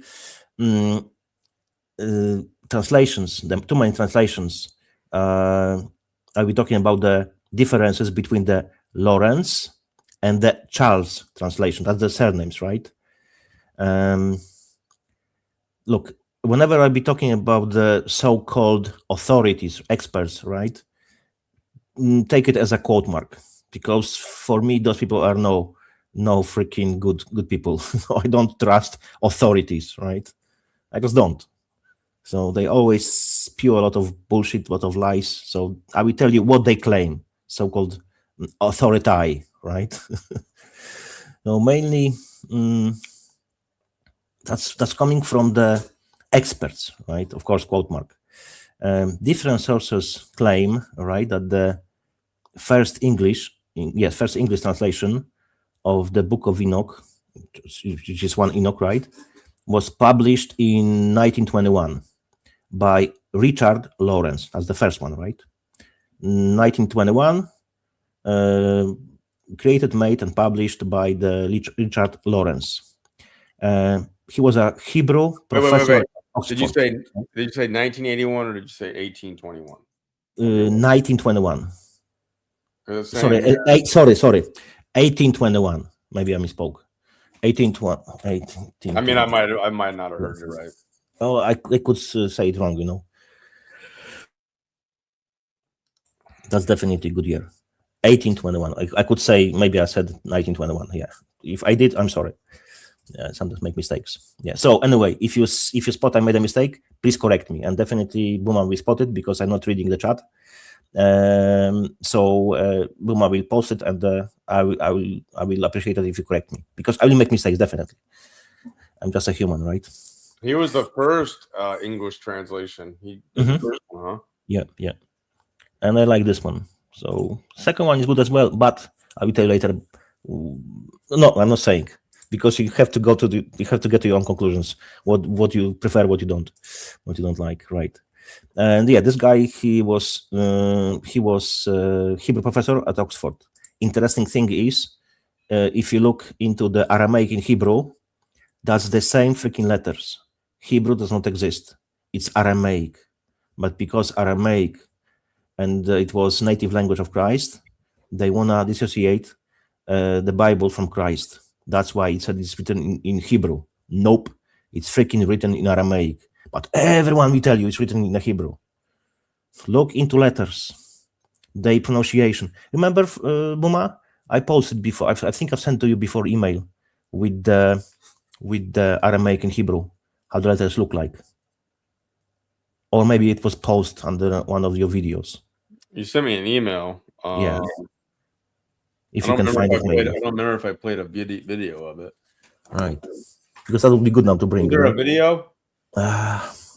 No, I didn't have video related to it. I just looked into the languages. I know it since many years. There was never freaking a Hebrew. Paleo Hebrew, you know, they call freaking different names. It was always Aramaic. Yeah. If you can find the email, if it's possible, I'll be still speaking, and if you can just find it, because I can't remember which I've sent it. Or you know what? I can just keep talking now. Keep it for 2-3 minutes. I will find it, and I will send you email again, and you can show it. Right? Can we do that? You think you can find it? Yeah, definitely. Give me minutes. I need to entertain the people while you're gone. Yes, please. Yeah, doing good job, man. So I leave it in a good hands, you know. All right. Where are we at? Where are we at with things over here in the chat? What do we got in the chat? What's happening in the chat? I wanted to go back up to belief and attention to the duality / darkness gives it prevalence. That's the real knowledge, I feel. I want to know how you do not give it any attention. That's my only thing. Like I've when I was in like more like the Eckhart Tolle and stuff like that, those kinds of belief systems, it would talk about stuff like that, but I just felt like in my world it was like impossible. It was impossible not to. I mean, the world that we live in is a duality world. I don't know, it's tough, man. Sometimes the center has no consequence or importance. These are deep thoughts, much to think about in just a short sentence. Okay. What's up, Carl? How's Hanny doing? Tail wagging. Hey, Hanny. Can you hear me, Hanny? Hi, Hanny. Little puppy. No worries, man. I get it. I would think that this is more like your time, but I think you live on, even though you're across the pond, it seems like you're living more on American time. You're in the U.S. still, but not physically. What else we got going on? The Ham thing that Exile brought up, was Ham corrupt? He exposed his father's nakedness. Yeah, I found it. I sent you email. Yeah, the Ham already was speaking about this, and that was supposedly he had sex with his father, mother, whatever people were bringing. There is nothing in the scripture. Read the freaking verses yourself, and tell me that anything implies that he had sex with his mother or father or whatever. There is nothing there. But people believe it because they've been told that's the case. No. Read by yourself. Don't be twisted. Don't be lied. Don't allow them lie to you. But is that the same one we were talking about before? Because somebody did expose, was it Noah's nakedness or was that Moses? I think it was Moses. There was something, yeah, there was one thing, right? Because they were from the Canaanites and they were very wicked and they had incestuary sex, right? That's correct, but not in a matter of harm. Who was it? Noah's nakedness was exposed. He got drunk on wine and was uncovered in his tent, and his son Ham saw his nakedness and told his brothers, leading to the curse on Ham's son Canaan, while Shem and Japheth covered Noah. There you go. Yes, and they were going backwards to him so they wouldn't see him, Yeah, and the Ham, he seen that and he was making fun of it. Yeah, so where is the sex in those verses? There is none. But people claim he had sex with his father or his wife. His wife, exactly, yeah. Wasn't there a situation where there were daughters of somebody that slept with their father, though? Yeah, those daughters were from the, what was the nation? They were Canaanites, but they were, I forgot the name. I was speaking about this before. Too many freaking ancient names. I can't recall now. They were from the, Remember I was talking about the... Lot. It was Lot. And Lot, yeah. Man, there's a lot of situations that guys got drunk and bad things happened. Yep. In the Bible. Why alcohol is called spirit? Right? Because you get bad spirits when you are drunk. Why you can't control yourself, right? Right. I think there was somebody else that was making accusations that Ham had sex with him or something. Ham just has seen his father when he was drunk. And that's what Exile is saying. I just wanted to be clear that Exile, that all he was saying was that he exposed his father's nakedness. Not exposed, seen it. He made fun of it. That was it. Right. He made fun of it to his brothers. Yes. But the brothers. And then his son, apparently, Canaan, was cursed because of it. Yeah. Okay. I've sent you email. I've sent you exactly 2 emails. First, please go to the comparison and show people how the letters look like in the Aramaic and Hebrew, and people will see that it's nearly all the same. Even the pronunciation is very similar. I don't really want to show my freaking email screen. Right, so just only maybe make it bigger. Maybe copy paste, to the text file or whatever. I'll try that. Giving me extra work though, bro. I don't know. Never easy with me, man. Never easy. Oh man, I don't know about you, man. I need a new handler. Fucking JK, right? Fucking handler. I just say fucking no to JK. No. Let me see if it'll do it in Word. Sometimes the Word messes everything up, and I just want to cry and then freaking close it. All right, I think we might be all right. Let me make the letters a little bit smaller so you can see them all on one page. Never mind, that didn't work. All on one page. There we go. All right. Still going to be a bitch, but we'll do it. We're going to do it, people. It's happening. It's real. Here it comes. Wait for it. The real. Maybe you can, would be good idea to bring 2 screens, two files, because I put it one over another, right? Yeah, if you could split screen, if it's possible, right? Okay, you see Alap, Aleph, the same letter you see on the right. The next one, Beth, Bet. You have Gamal, Gimel, right? You have Dalath, and you have Dalet. You see how similar Hebrew to Aramaic is? Hebrew is twisted Aramaic. As simple as that. That's the evidence. You see that?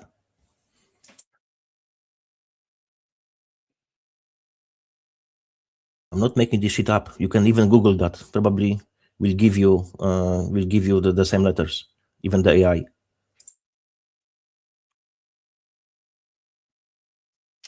Just put this command, put this line in order Aramaic alphabet into Google AI, whatever. We'll see what we bring, if it bring the same. You just hold on to your horses there, sir. I'm gonna try something here. See what happens. Sometimes you gotta be smart on technology. Sometimes it doesn't work. Might as well give her a try. That is huge. Not what I intended. Make you small. Add you to That's the good. side. I'll put next one. Yeah. Yep. See what I'm doing here? See where we're headed? See where we're headed here? People? Very good. Will be easy to compare. You see? Yeah. Make it. Booma! You can zoom in, I think, Hey, you calm down. Yeah. All right. Right. We're getting there. Are we there? Can't see the screen. Yep. Okay. You have Dalath, Dalet, He, Vav, Vav, Zain, Zain. What is that? Heth, Chet, Tet, Tet, Yud, Yod, Kaf, Kaf, Lambth, Lambd, Mim, Mem, Nun, Nun, Samkhat, Samek, Ain, Ain, Pe, Pe. I don't know how to pronounce this one. Tzade, Tzade, Tzadi, Opf. I think so. It's called. I should read it. Opf, without Q, if I remember correctly. Resh, Resh, Shin, which is sin as well. Shin, Tav, Tav. Tell me, it's not fucking the same. It's the fucking same. Yep. Hebrew is based on Aramaic. There was no fucking Hebrew. It was created by the fucking devil worshippers to fucking I can't say it. To disconnect God from the Bible because it was Aramaic. So they created Hebrew. Twist it just enough to change it. Yes. Is that what you were saying? Okay. Yeah.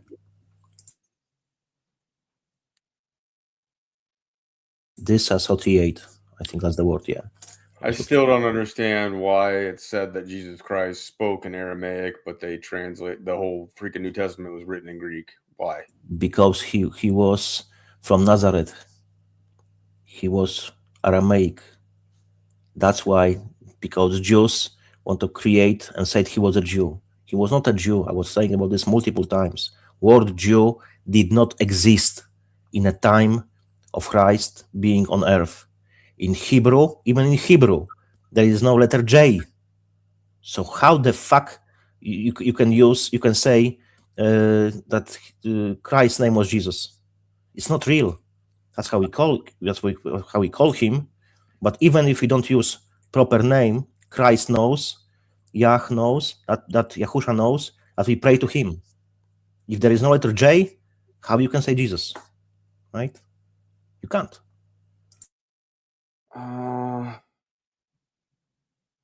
My brain hurts now. Why? Then what was he called on the cross when they put a sign above his head? INRE. Which means? Let me find translation.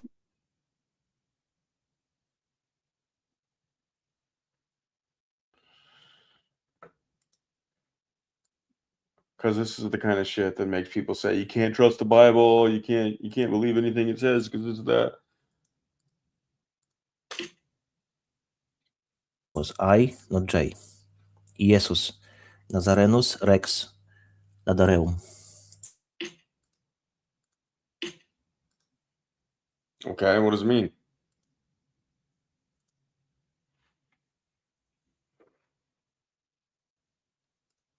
Shit's getting crazy. Jesus, Nazarene, King of Jews. But Ladareum is not a freaking Jew. That's how it's translated. You see it? Oh man, I don't know what you're saying now. So you're trying to say that Jesus wasn't a Jew? No, because I will find for you something. Oh no, dude, you're wrecking my world. You're wrecking everything. I don't understand how that's possible.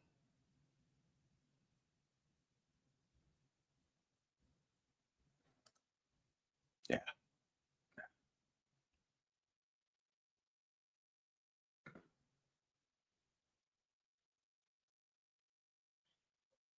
What? Check this. There is no letter E, F, I, J, O, V, W in Abri Hebrew. But remember, Hebrew is based on Aramaic, right? Right, but we're translating everything. something that Yeah. would still, so the people that didn't have the name Jew yet, Yes. they put to death somebody that was one of them. Yes. He So- came to them to save them, but they have rejected him. But he was one of them, but he was not called Jew. The Bibles today, Guairine Bible, Scofic Bible, they say he was a Jew. King James Bible says he was a Jew. In the Matthew Bible, he said teacher, scholar. I can bring for you names as well from the old languages, but there was never name a Jew. That's why I like Matthew Bible, because over there it's not use word Jew. Bro.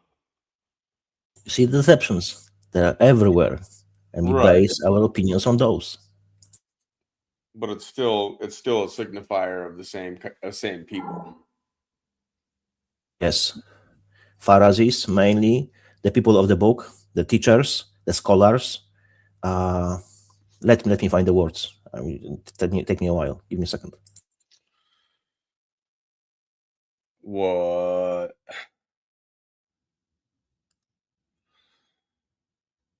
The word is written on your heart, but some people have a hardened heart, and the hearts of men is said to be evil. Canaan was cursed because he was corrupt in his generations, but Ham was pure in his generations as Noah. That's going on the genetics, huh, Stock Brawley? So Ham wasn't the one. I mean, I guess he bared the result of the curse on his son Canaan.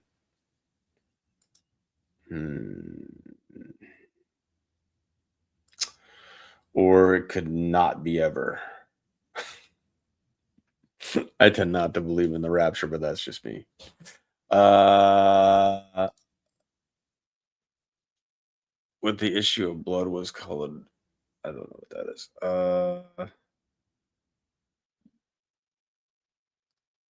There is Yewood, possibly Carpenter Association. Yewood, as in Okay. Jewwood. I found it. That's the names that were used. Sages, teachers, Leves, Lodas, Lodians, Lodai, it's plural, but never named Jew. That's It was the lose. Yeah. And that's from where word Jew came from. They created this word to combine all of the 12 tribes of Israel, combined under one name. But they were good tribes and bad tribes, right? Because those people, they're as well, those who we call Jews today, they're Khazarians, but there are as well some of the people who are descendants of the people who were living of land of Israel back in the days, which there were 12 tribes. Later they scattered to the earth, right? I can give you video, 100 proofs that the tribes were whites. So it's very long, about 10 hours, and showing you the traces, who gone where, which tribe gone what country, and so on so far. It's pretty good video. I can find it for you if you wish. It takes very long time, but it's very knowledgeable. A lot of info provided in this video. So you see now, because Abri Hebrew does not have J, right? So how you can have Jews, right? You've seen the alphabet. There is no letter J in the alphabet.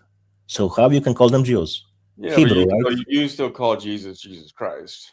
Yes, but Jesus knows that even if we pray to him and we don't use proper his proper name. He knows us by our hearts, so he knows we pray to him.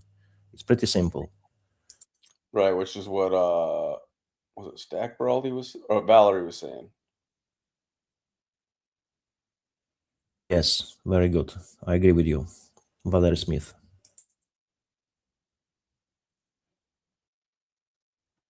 Mind blowing, yeah, mind bending. Booma. Yeah. I mean, it's just the new current translation, I guess, but yeah, understanding the full breadth of what was done by that translating is important. Yep. So we went through the two people that translated it. Do you have more on that you wanted to cover? No, I think so. We can bring as well the old names. That was where does Ashkenazi Jews come from the Ashken, and they come from the land of today Ukraine. Yeah, that's why when they become as well Nazis, that's why you have Ashkenazi, right? They were fighting for both sides. Ashkenazi, right? That comes from the word Nazi? Yep. Oh my gosh. How does that make sense? Because it said that he was fighting. I mean, I don't know what was really going on there. They Look, twist the history so much. I can tell you how it looks like. So at the beginning, people think that the guy who was the painter, right, he was the bad one because he was unaliving people, right? Later, when people started figuring out that those who we call today Jews were not so good people, right? And they were kicked out 1,033 times from 109 countries, right? They figured out, okay, they were bad people, right? And then, okay, so the painter was a good one. That's another stage. The next stage is when you freaking figured out that if Standard Oil, which was Jesuit and Jewish Zionist shit, if they wouldn't sponsor and give oil to the Hitler, there would be no second war. If you learn later that the painter was giving 200 Deutsche Mark to so-called Jews to leave Germany, not unaliving them, giving them money, and he was creating so-called camps in the desert because that was already the plan, Havara agreement, right, to move them to the Palestine. He was training them on deserts to adjust to the high temperatures, and he was sponsoring that, right? He was big supporter of Havara agreement. So you think that it was good guy because he wasn't living them? No, he was fucking working with them. And people can grasp it. Oh no, you don't. You are brainwashed. No, man. I look fucking into it very deeply. I can give you multiple passages, multiple books, multiple evidence that he was fucking working with them. He wasn't fighting so-called Jews. Yes, he kicked out the Rothschilds, Rockefellers, the banking system, and so on. But remember, there are fractions that are fighting each other, like now, New World Order, Illuminati, and so on. There are freaking fractions. They're fighting each other as well. They are not on the same page on everything. You have to grasp it. Okay, what Sabrina said?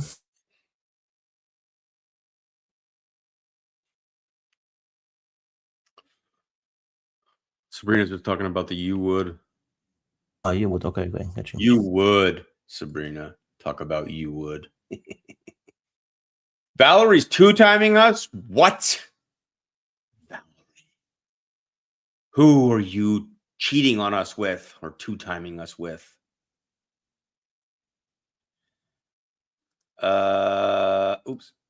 What do you think about that one? It's not Trump's father.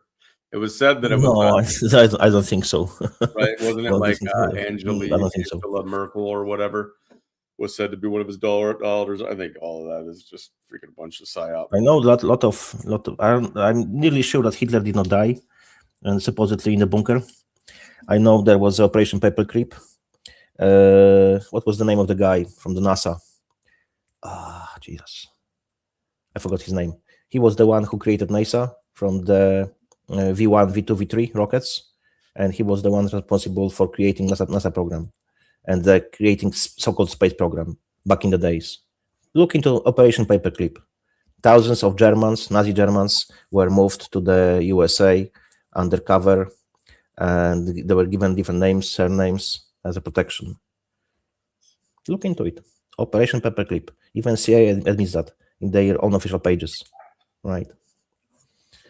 But they do. They even have a Wikipedia page for the Operation Paperclip. Why are they telling us this? I think it was because of the FOIA request. Was it Von Braun that started? Von Braun, yes, Von Braun. Yeah, that was the one. Thank you. I was. Thank you, Seste Crocs. Yeah, that's the one. And you can listen to him as well when he was talking about the space travel, quote mark, right? The amount of fuel which will be needed would need to have like a freaking 34 or 38 tanks, which this rocket would be huge. in his own words, you know. So did you say that you think that Hitler did die in the bunker, or that he? No, I don't think so. He died over there. I think he was moved to Argentina, like a lot of them. They moved to Argentina, and you still have in Argentina German cities up to today because of those people who moved there. Right? It was they say that they say, as in one of the narratives, is that they're in. I've seen pictures, but who knows if they were using AI now back then. But anyways, because there was 3D video. Hitler had 3D freaking video of like training programs and stuff. It's crazy what the engineering that they had, which some say it was given to them by the Greys or the reptilians or whatever. Anyways, Hitler over in Argentina is said to have died in his 90s in a car accident.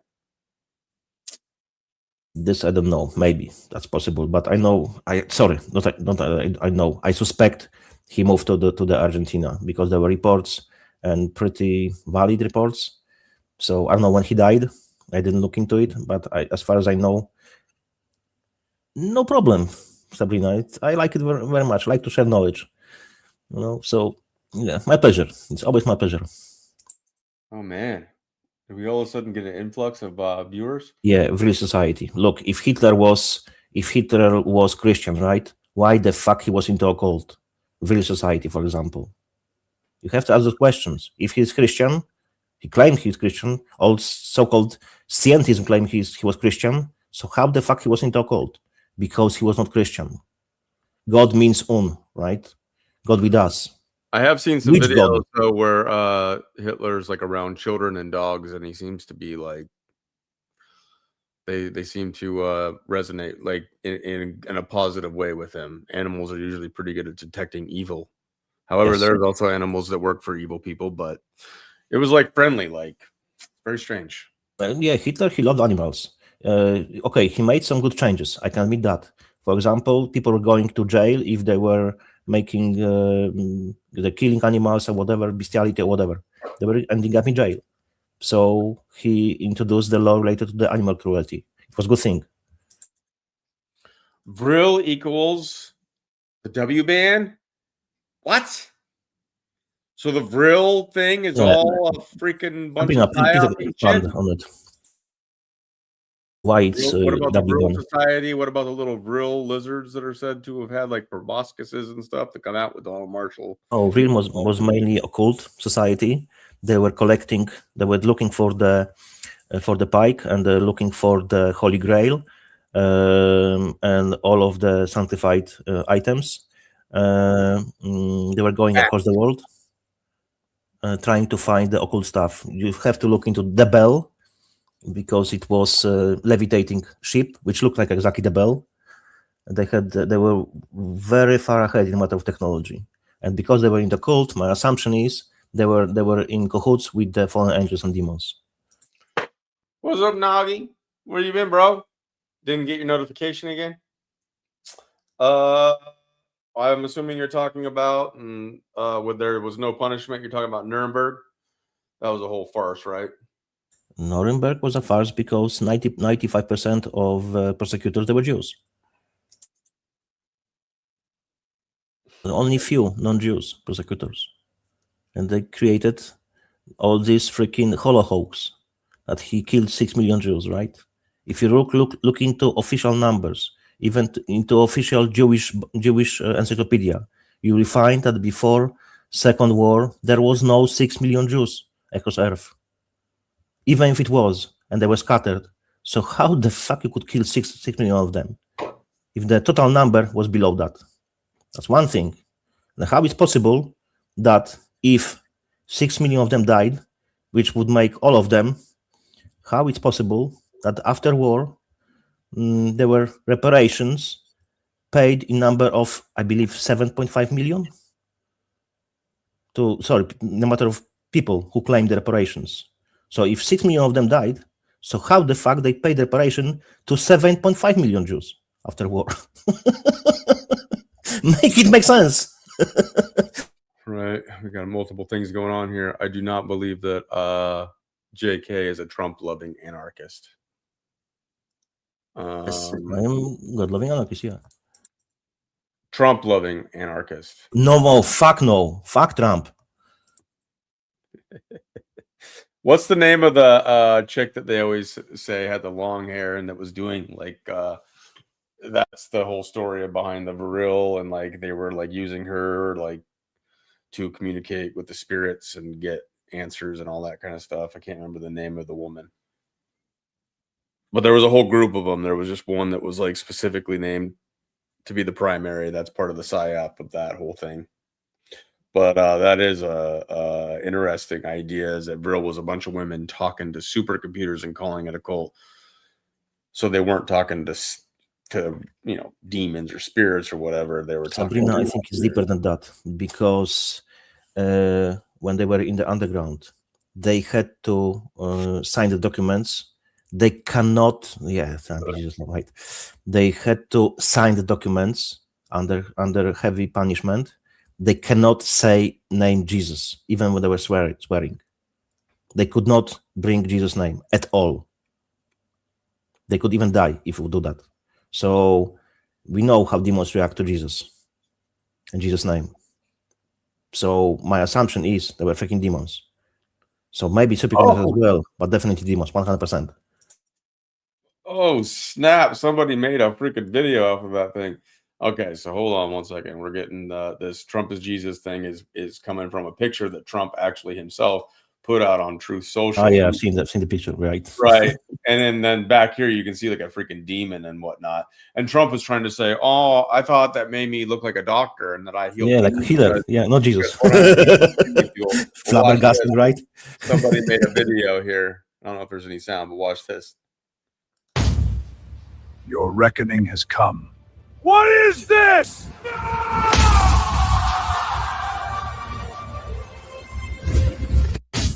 Well, that's interesting. That's a good split, yeah. That's a good one. Woo! Dang. Whoever made that, That's man. a powerful one. That was pretty good. Yes, Orson. Right. Maybe let's go, because we want to finish that today, right?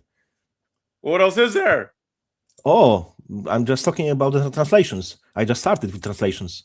What about the translations? We got Lawrence and we got Charles. We skip it? Okay. Well, I mean, I don't know what else you want to say about it. I read the Charles one. There's a lot of stuff in translations. Was it R.H. Charles? Yeah, Charles and Lawrence. That's the one that I read, and I was bored out of my mind. I didn't like the Charles one. I like the Lawrence one. Lawrence one, yeah. I prefer as well Lawrence. Yeah. The Charles one is the one that Gene Decode had us pushing out on the email coordination. So yeah. And I just thought it was boring as heck. I didn't feel like it described the fallen angels and them giving the technology to humanity the best way. It was written more academically, they say. Yes. So it was boring as fuck is what I translate that to say. It was more adjusted to our today's language, not in the old language, which had a proper give me a second, I'll read it. Bring it back again. I assume you're saying that about that video, huh?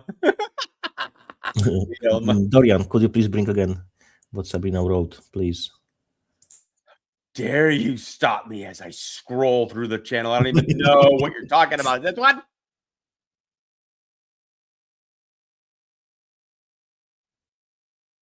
I'm in a weird mood today. Yes, I agree with that. Yes.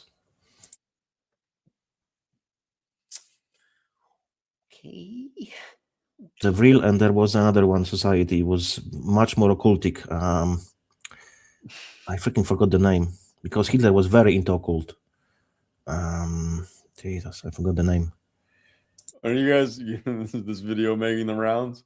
Let He's me just quickly going find around it. and slapping Trump right into hell.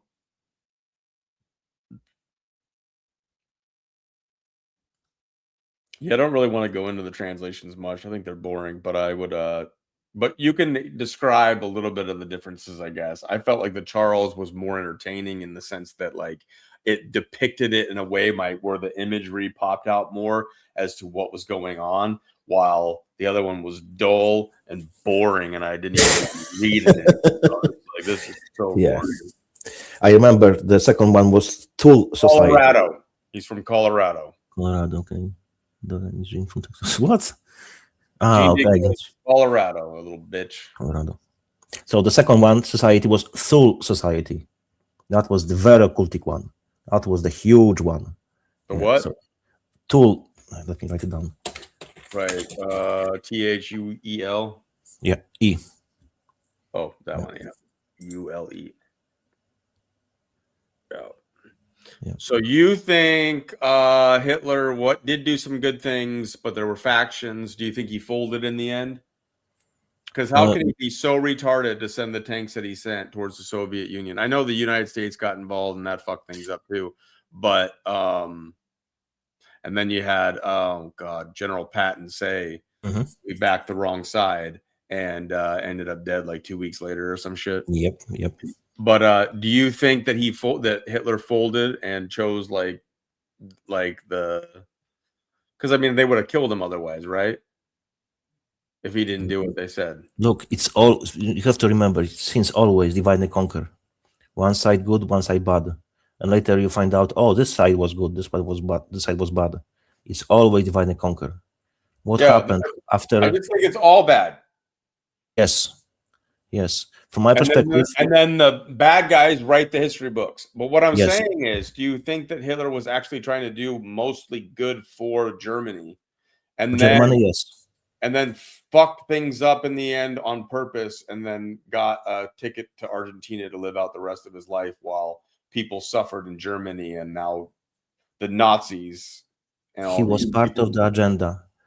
He was part of the agenda. He was working with Luciferian Vatican. He was working with Jews. He was working with Muslims. It's all factual knowledge. He was not a good guy.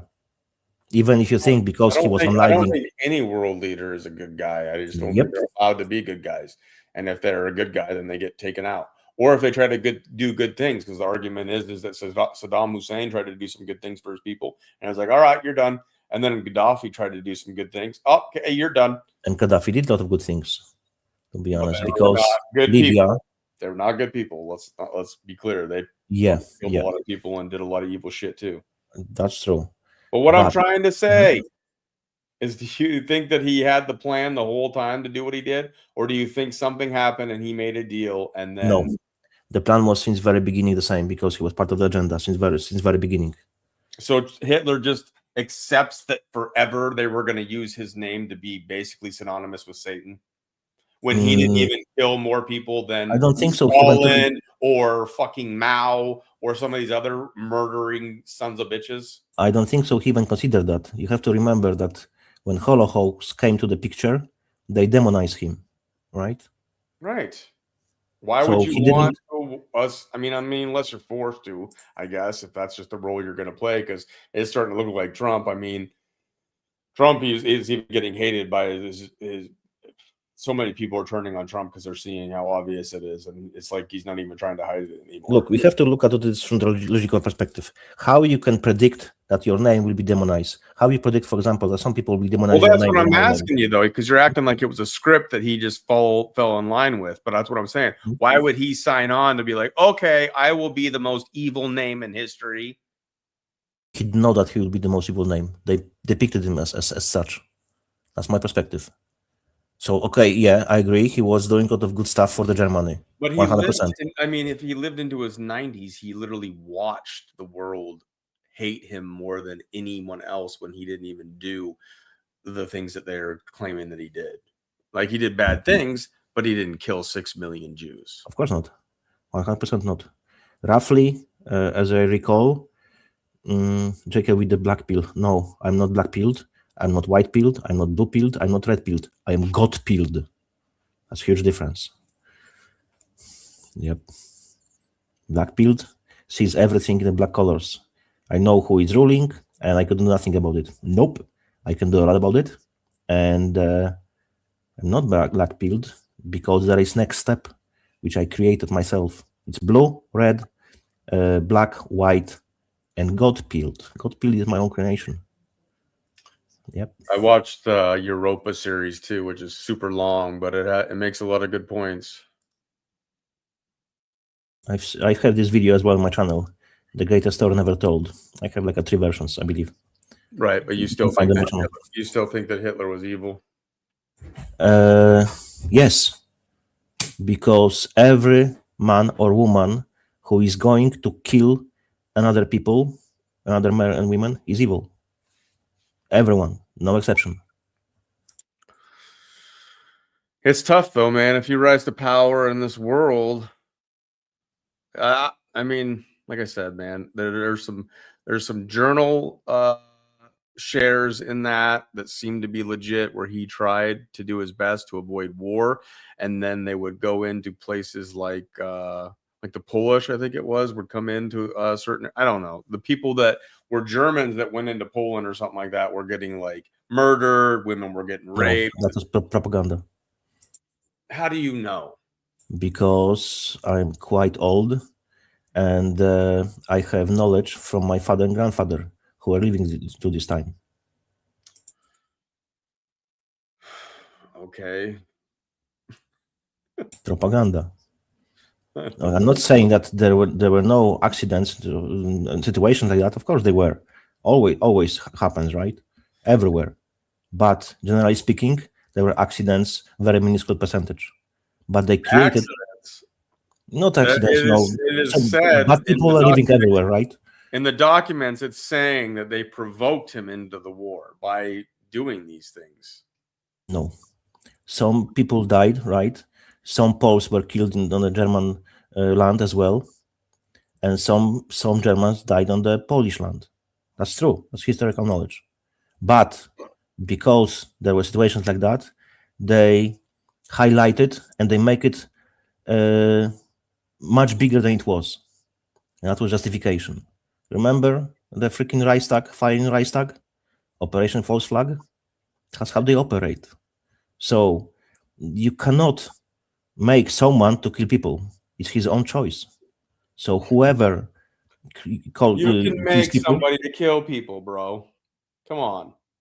If someone holds a gun to your child's head. No. It's a different story. It's you are justified not to a different defend. Story, because if you are a ruler of a country and you have command over men, women, and children, you see these people under your care or your guidance or your protection, you will do things to protect them. So if they are getting harmed in other countries, you would be provoked into a war. I don't know what you're trying to say here. So why it didn't happen? I disagree with you over here. I get your point. I mean, you can disagree. I'm just trying to argue my point. Yeah. So why Poland didn't invade Germany at that time when the same situation was happening in Germany? Let's spin it, because it was exactly the same. So you're saying that Germans were raping and killing Polish people in their country? Yes. I agree. I think a lot of that shit was happening. But I think some of the arguments that are being made is that they were literally I don't know if it's the bankers, the Jews, or whatever you would say it was.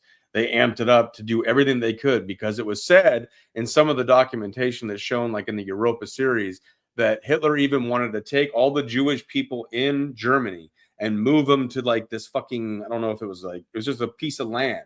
And then another place blocked that from happening so that he couldn't be do a good thing in the sense of removing them from the situation, because German people were starting to attack them, and he wanted to get them out of there so that wasn't an issue in his country. Look, I can't blame German people that they were against Jews, because you have to take into consideration during that time when there were plenty Jews in Germany, the same as Poland. Poland had the biggest society of so-called Jewish descendants, right? Mainly what they were doing, they had power everywhere. They were taking everything. The bread, the bakery, the schools, the cinemas, the banks, everything was in their hands. And they were borrowing people money on the very high interest. And the Germans were very poor. That's why Hitler want to move them from the country, because he's seen that they are bad people. Why? Because 109 countries and 1,032 times cannot be wrong. They were always removed. Why? Because they are of the devil. I can't blame him. He won't remove them. I wouldn't remove them myself. I mean, if you were an evil person, then why would you just not kill them all, like they say that he did? Yeah. It seemed like he did legit want to move them away from the country. And it seemed like in his own writings, if they're true, I'm not saying that they are, what was shown in Europa seemed to suggest that he was doing it to, you know, stop the bloodshed and stop the violence and to remove them from the situation, both for the German people's sake and for the Jewish people's sake that were in Germany. Mainly he hated them. For example, probably you've heard about the book burning, right? During Second War. Sure. They were burning books, right? You know what the books they were about? They were about first step of LGBTQ. They were promoting perversion. For example, he was mad because Jews owned the theaters, right? And what they were doing there? They were showing sex on the sex scenes. Oh, they were doing more than that in Germany. When he came into power, they were broth. I don't know if you call them brothels. Yes, there was whorehouses. There was women in the windows with their titties showing and luring people into the establishments to come in and spend their money and do participate in debauchery, because that's the best. That's why there's so much porn on the internet, because if they can get that into the hands of the children and to the most of the people, it desensitizes people and it breaks your morals and it that's true. All kinds of stuff. And so they were doing that in Germany. So why they decided to bring Hitler in, I don't understand if it was a plan by, I mean, maybe it was just a faction or whatnot, but he seemed to want to disconnect from the Jewish banking system. It wasn't, I don't know if I would agree that he necessarily just thought all Jewish people were bad. He knew that the Jewish power structure of the banking was bad and destroying countries and controlling them with their central banking systems that they were putting into place. And so he was trying to disconnect them from that, it seems. But it still just makes no sense to me, unless it's just pure pride, like the pride of freaking Lucifer, that he would send the kinds of tanks into the Soviet Union during the season when it would be cold and snowy, where the tracks, they would have obviously known that wouldn't have been a good idea with how brilliant they were with their engineering. Why he allowed that to happen, I just do not get it. I think he overestimated his previous winnings, because, for example, if you check the Rommel in the Africa, right, he was asking for the enforcers all the time, but he never sent him, right? That's why he was beaten, because if he would get reinforcers, he would win in Africa Corps, right? So because he was winning, Blitzkrieg and so on, fast war, right? Because he was winning so fast, he was thinking he'll be still winning. That's my assumption. That's how it looks like for me, from a logical point of view. So you think that he made it? He was just being cocky and was like, "We're going to destroy." I think so. Yeah. I tend to disagree, but I don't know. It's hard to say, man. We read in the books, right, or learn from the internet, whatever. Was the truth by the winners? It's always written exactly by the winners, so we only get to hear. I tell you one interesting. It's fact. It's factual knowledge. You know from where first porn videos, VHS, in the Europe pop up? In Europe? Yes. Germany? Yes, exactly. Because they were already depraved because of the Jews. Because they were pushing this shit. Yep. Welcome to the anti-Semitic channel, right? They're not even Semites. How you can call them Semites if they are from Khazaria? You know what I mean. I know. Yeah. All right. So basically where we're at is we got into a bunch of stuff after, we were going to go into the translations, I guess. But honestly, people can look up the translations. I find, like I said, The Charles one to be boring. Lawrence one depicted it in a way where I thought I got more value from it to understand. I think for me, when it comes to 1 Enoch, the information that's given makes sense, that it was given to us for perversion purposes and to corrupt us and to, I mean, you see it moved into the technology that it is today, that Sabrina is doing her damnedest to like freaking expose. It's bad. Yep. And a lot of this was given to us in one way or the other. It had to come from something demonic, because people, I don't know, I don't think people would behave the way that they behave in such a depraved way, like you're saying, with like what they did in Germany.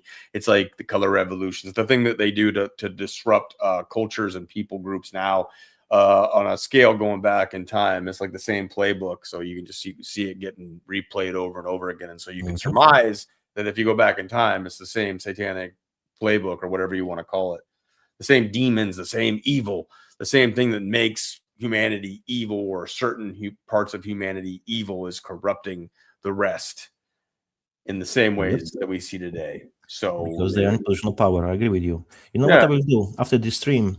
I will put a lot of info about Hitler and how he was connected with Jews and Zionists, so people can look into it and check if I'm lying or if I'm saying the truth. I put a lot of info. And I wouldn't say we could tell whether we're right or wrong necessarily. These are things we just have to discuss, because I don't think anybody knows. We don't know. We know jack shit, to be honest, because we don't have first-hand knowledge. We have second, third, fourth, fifth-hand knowledge. It's always someone who wrote that. Was he lying? Was he saying the truth? You can only check what happened, right? And you believe it or you don't. Right, and then you have to choose to believe or don't. I mean, like, I don't know what's true about Tesla, free energy, and all that kind of stuff, but you can see, like, I have a whole series. When I bought a 3D TV a long time ago, when they first came out and they were super expensive, I was looking for 3D videos, to be able to play on it and whatnot, and watch with the glasses and all that. But I got this footage, this history of Germany, and that what they were creating with their engineering marvels at the time. And they were using 3D footage to film their training and all this stuff. And so there was so much footage that they put into these documentaries. There's literally like 3 to 5 freaking discs, CDs at the time, that I was putting in the DVD player and watching these 3D videos. And I'm like, this is crazy, because I'm living at that time, what was that, 2012 maybe, that I got the TV. And I'm watching it around that time thinking, like, the 3D TVs are just becoming a thing at this time. And yet back during this time of Hitler, they were using this technology to create 3D videos. So then you're like, okay, so now you see what AI can do, and you can see the manipulations and whatnot. It's like, how long have they had this fucking technology? Where a lot of the stuff that they've been disseminating out into the internet that they fucking control, or even the books before the internet and all these fucking publications and shit like that, how long have they been putting this fake shit out there? Since always. Right, we don't know. Since time of Babylon, before that even. Since always. It wasn't Europa, but it was it's crazy to see that old black and white, but it was in 3D. It was crazy. I think there was some color. I can't remember now. I have to pull it. They add the color later, yes, you're correct. Right. But it was crazy seeing that they were filming that shit in 3D to pump up their soldiers and get them fired up to save the world, I guess, is what they were trying to make them believe, that they were creating the superior race and that they were going to take over and stop the Look, if really Hitler was against the Jews, right, and the wars of the Jews are Zionists, right? So can anyone explain to me why the fuck Hitler was in cahoots with the Standard Oil, which was Jesuit, and the Zionist? Tell me that. If there would be no oil from the Standard Oil, there would be no fucking second war.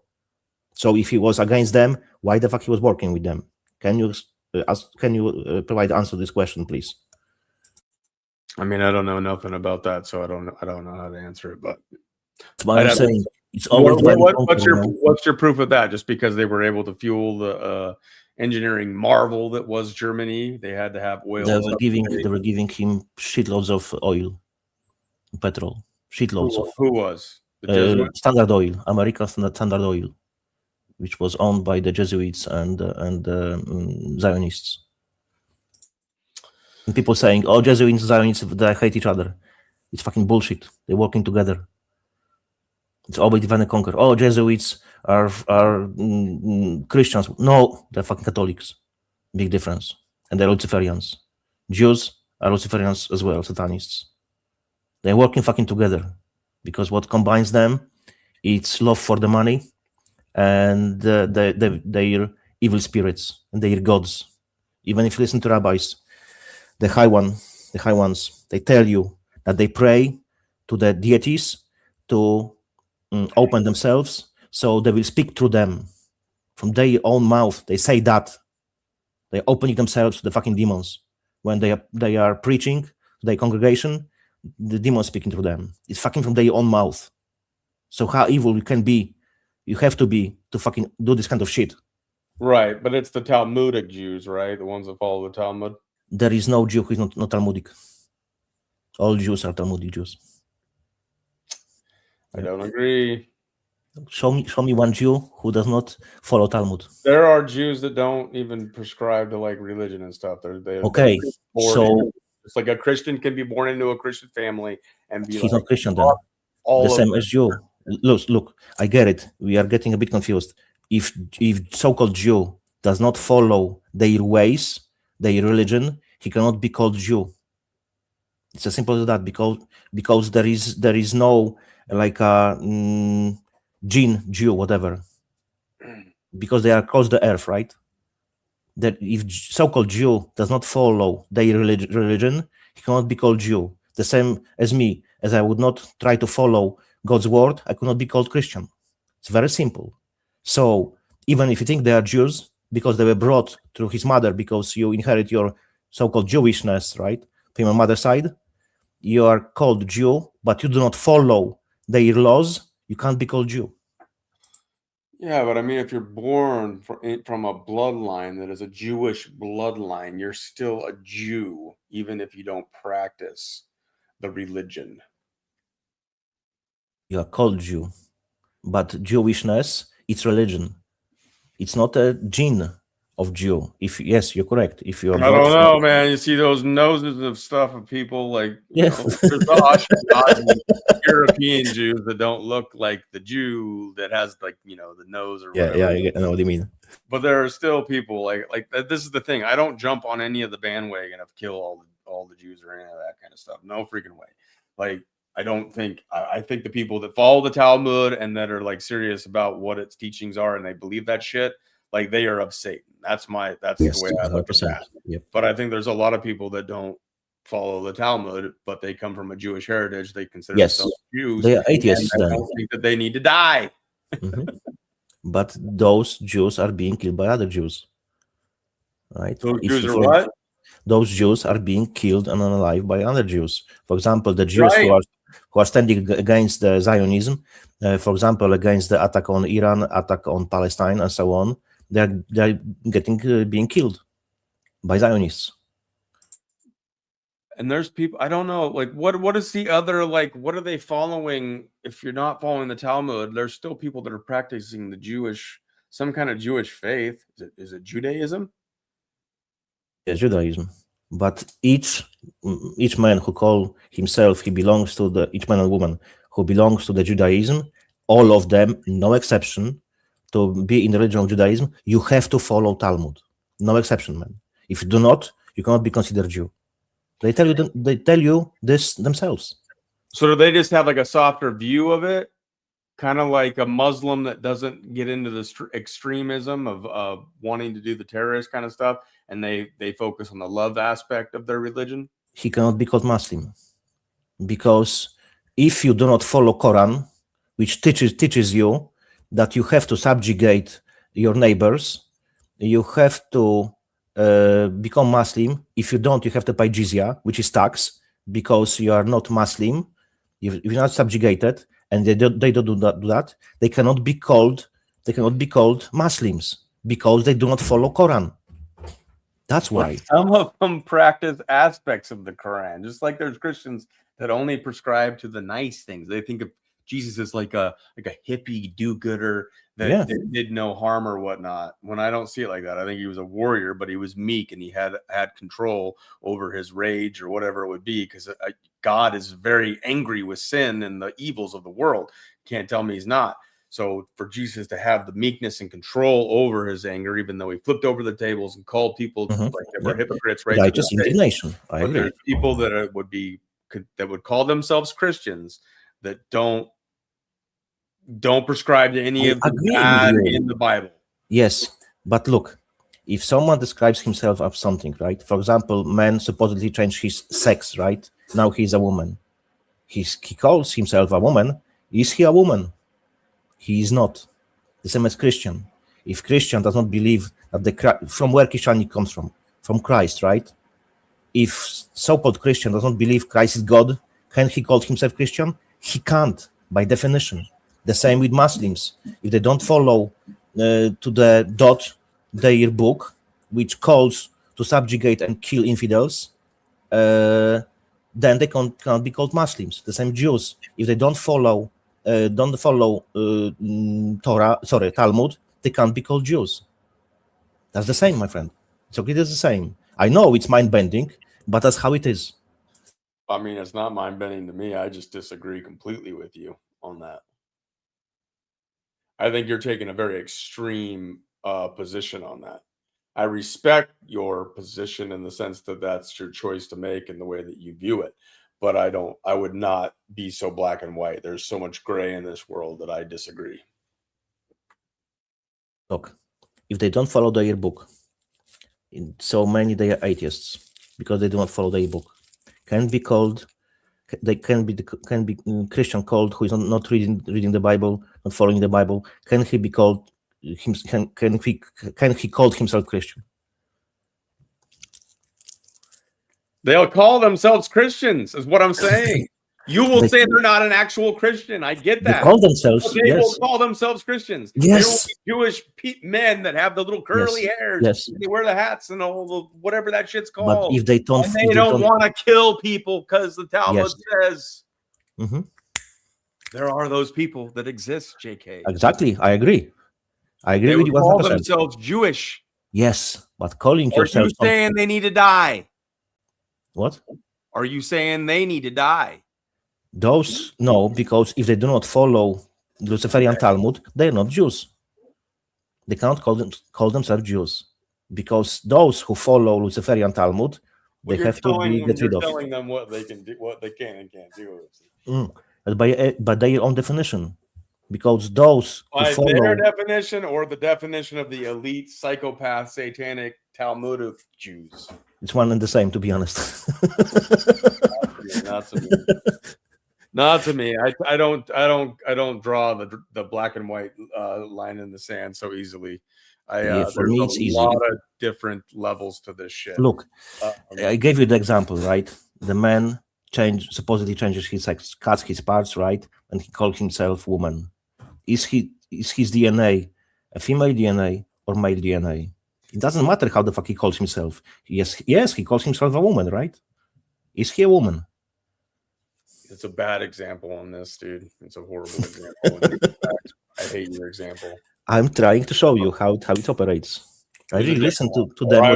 I will do a different one. All right. All right, you ready for my example? Yeah, go on. Shit, I'm on the fly and I'm on live right now. I got to come up with an example.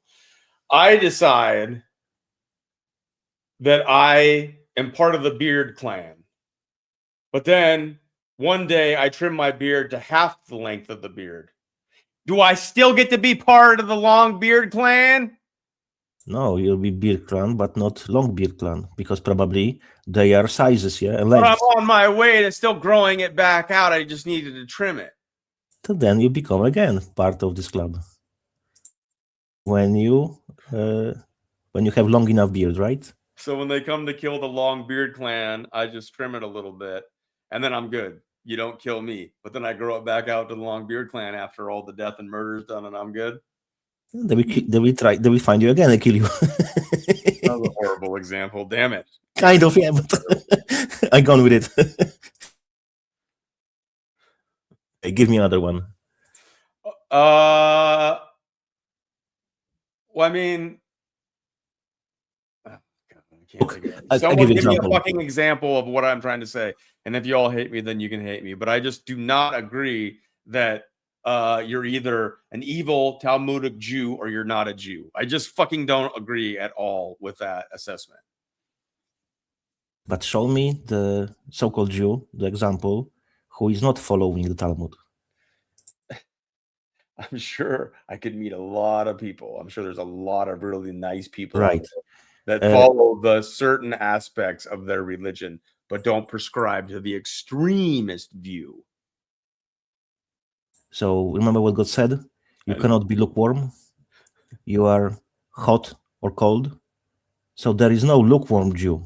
There is a Jew or no Jew. There is Christian or no Christian. There's Muslim and no Muslim. There is no lukewarm. In this case, there is no in between, my friend.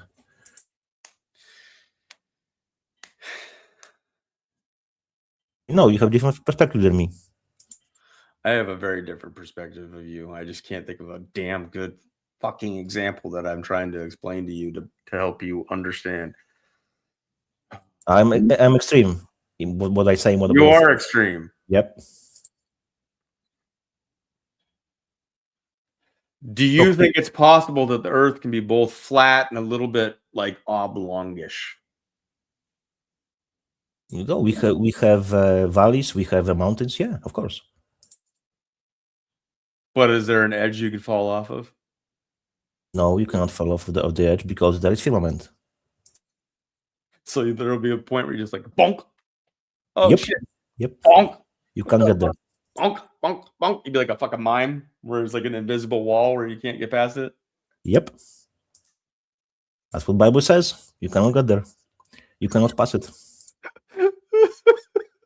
But the Bible now today says Jew, and there was no such thing as a Jew you were saying earlier. That's why I don't use King James Bible, and I don't use Guay Rhymes, Scofield Bible, Vatican Bibles. That's why I use, for example, Ethiopian Bible, Matthew Bible, Geneva Bible. So Nagi, do you think because somebody is born a Jew because of their genetics, they're immediately evil Talmudic need to die Jews? Let me read it. I think this is more towards like the sex thing. Like I agree, like a guy can say that he's a woman all day long and he's not a woman. I agree with that. Yeah. But I don't agree that that is synonymous with a person being born a Jew. I just think that's a bad example of. Look, you gave the example. Now this guy gave the example, which is very minuscule. So we are operating of what's normal. If something is not part of normal, it's minuscule. It's bad to use an example because you are trying to make your case on a very small percentage, minuscule percentage. Okay, good. Nagi's not a kill-all Jew person. It's like I like Dustin Nemos is on that trend, and he's like, I'm just like, bro, dude, like, come on, man. I like Dustin, but I disagree with him in a few cases. You know, he claims that the Trump is the Antichrist. I don't think so. He is, because the Antichrist will pop up when there will be certain events has to go to pass. They didn't come to pass yet, so I don't think so. Even Trump will survive to this time because he's pretty old. And no, he's not. That's the same as I believe he does not believe in the Holy Trinity. He believes in only Godhead. So yeah, I disagree with him in a few very important cases. So here, Tesla's Pearl is given a good example, I think, of knowing a person who lives in the U.S. who comes from a Jewish bloodline, adopted, but she knew nothing of the Talmud until she told her about it. So the heritage or the genealogy, if you will, of this person is Jewish. The bloodline is. The blood. All right. So bloodline is Jewish. All right. Okay, I'll give you an example now. That's the example that I want you to confront. What? Don't change the example. That's why I give you the example which exactly confronted. So you understand what I'm talking about. You're exchanging an example for an example. No, I'm changing. That will All be the right. answer in the question. Let's see what happens. Let's see what happens here. Right. Listen, I do not follow Talmud, right? Can I be called Jew? Me as a Christian, I do not follow Talmud. Can I be called Jew? Were you born a Jew? Doesn't matter. It does to me. It fucking matters. That's why this example matters. All right. Okay, let's say This Muslim. person has Jewish blood. They come from a bloodline of Jewish heritage, of Jewish blood. Right. They are Jewish. And they knew nothing about the Talmud. But they would still say, I'm Jew. Call yourself something doesn't mean it is. The same as me. As I'm Christian, right?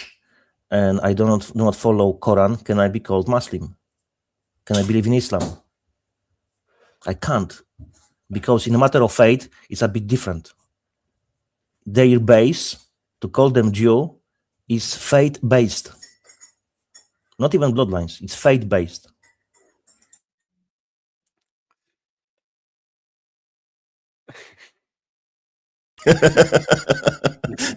I just disagree with you, man.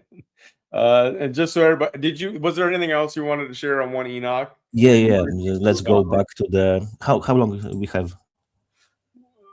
We got almost an hour. We got a little less than an hour. So I just go through the translations, and I just skips a lot of stuff, So yeah, because I want to finish that today. So yeah, it's still plenty left, man. Because we go to the different topics as always, of course. Right.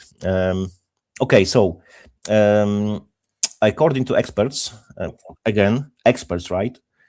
Quote mark. The best, the most prominent, and let's say still the most in use in the all scholarly translations was later produced by the R.H. Charles in 1912, and I believe that's what scholars say, so-called experts. That is better translation, right? It's just bigger and better explained, and so on so far. First, it was published in the 1893, and it was revised exactly in 1912. Those two translations differ primarily in their base material, in their source material, in their, let's say, scholarly approach, and theological interpretation. Oh yeah, that's the one. Theological interpretation. Charles' work, I would say, is generally regarded as a very academic. What's the word for that? Academic. It passes the academic rigorous, according to expert, right? Right. It's not Jewish. That's why I found it so boring. Yeah, it's state of mind, not the genetic, exactly. Right. That's why there is you cannot make a DNA test in the Israel. It has to be approved by the government, because it will prove that you have nothing to do in the bloodlines related to the people who are living in old Israel. That's why it's prohibited, right? So I agree with you. It's state of mind, not a bloodline. All right, let's go back. Let's go with the maybe source material, which was used by the Lawrence, right, and the Charles. So mainly for the Lawrence, it was in 1921. He based his translation on the single Ethiopic Giez. It was, I write it down. Give me a second. Which one are we talking about now, Charles? No, we're talking about the Lawrence now. Excuse me. It was Giez. I think that's the proper pronunciation. I don't know how to pronounce it. Gies, I believe. That's how you say it properly. And it was single Ethiopic GS. It was this manuscript, right? And it was brought from the Ethiopia by James Bruce. It was in 7073, right? 7073. And it was housed in the Bodleian Library of Oxford. I will give you the data. I have this one. Yeah. That was there, right? So mainly his work was kind of the start, I would say he was a pioneer, but he was limited by the lack of manuscripts. He didn't have a lot of them, so we just only based on this one, which I kind of like. He couldn't really verify because at this time there was no other manuscripts just to verify this, to confirm it or deny it. Yeah, and so Charles, it was, like I mentioned before, 1912, right? He used multiple Ethiopic manuscripts. I think it was up to 10 or even 11 in his later editions. And as well, he used the Greek fragments. It was Syncelus fragments. Yeah, I remember this name. Let me write it down. Give me a second.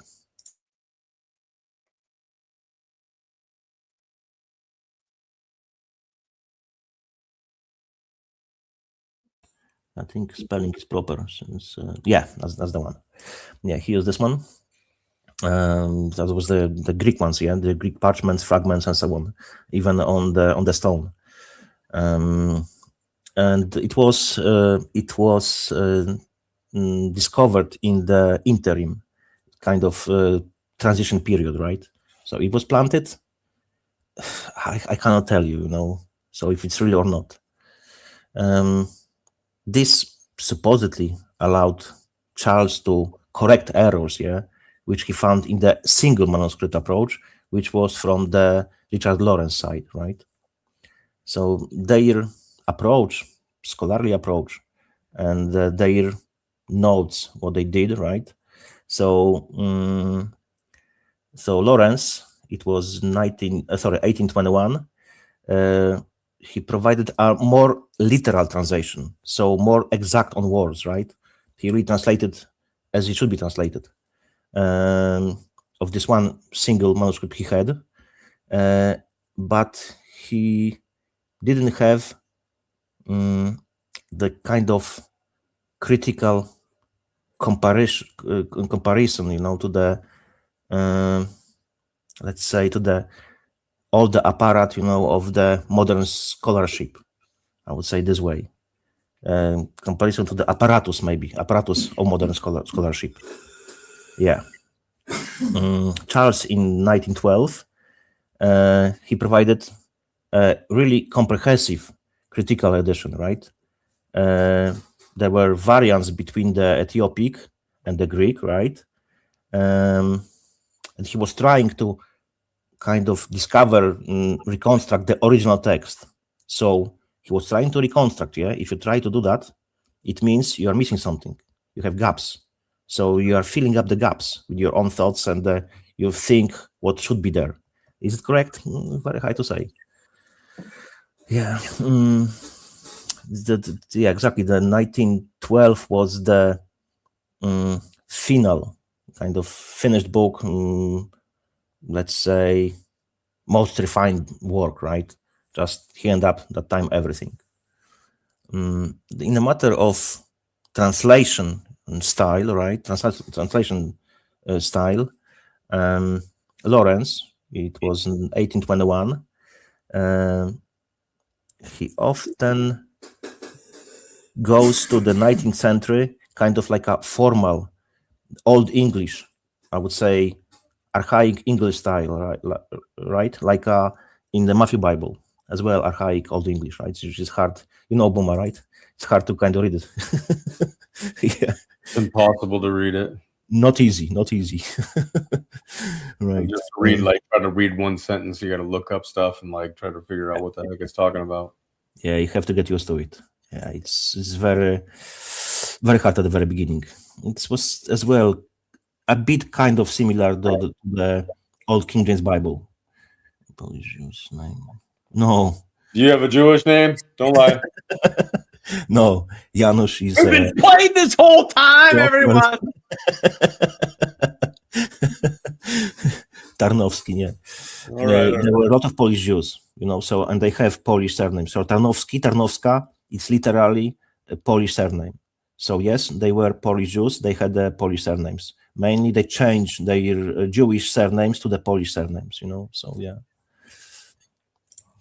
To sound more, that's why, for example, now in Poland we have plenty of Jews who were, let's say, naturalized, right? And they changed their names to Polish, to more sounding Polish names. So to mingle with us, unfortunately. And people believe them, still vote for them. Yeah, that's the case. Anyway. Okay, I was talking about the Lawrence, was 1821. Oh yeah, Charles, 1912. He was still using Old English, right? Like similar kind of to the Lawrence style. But according to experts, right, Charles generally was considered more readable and more accurate because he could kind of understand the nuances of the text. And his wording was kind of accommodated to the more modern English. Is it good? Is it bad? Yes, ski male, ska female. Correct. Yep. So mainly in a matter of Lawrence, in case of interpretation of the key passages, right? So there's difference here. That's why I want you to listen now very careful. So for example, phrase hang upon versus suffer. So there is a very big difference which exists in how they interpret key messianic phrases. So for example, I have it written down. I'll give you the verses. That's the one, as example. He very often translates those phrases as a suffer or tormented. But in the case of Charles, in a matter of this phrase hang upon or depend on, he translated as a depend on, like a hang upon the Lord of Spirits, depend on the Lord of Spirits.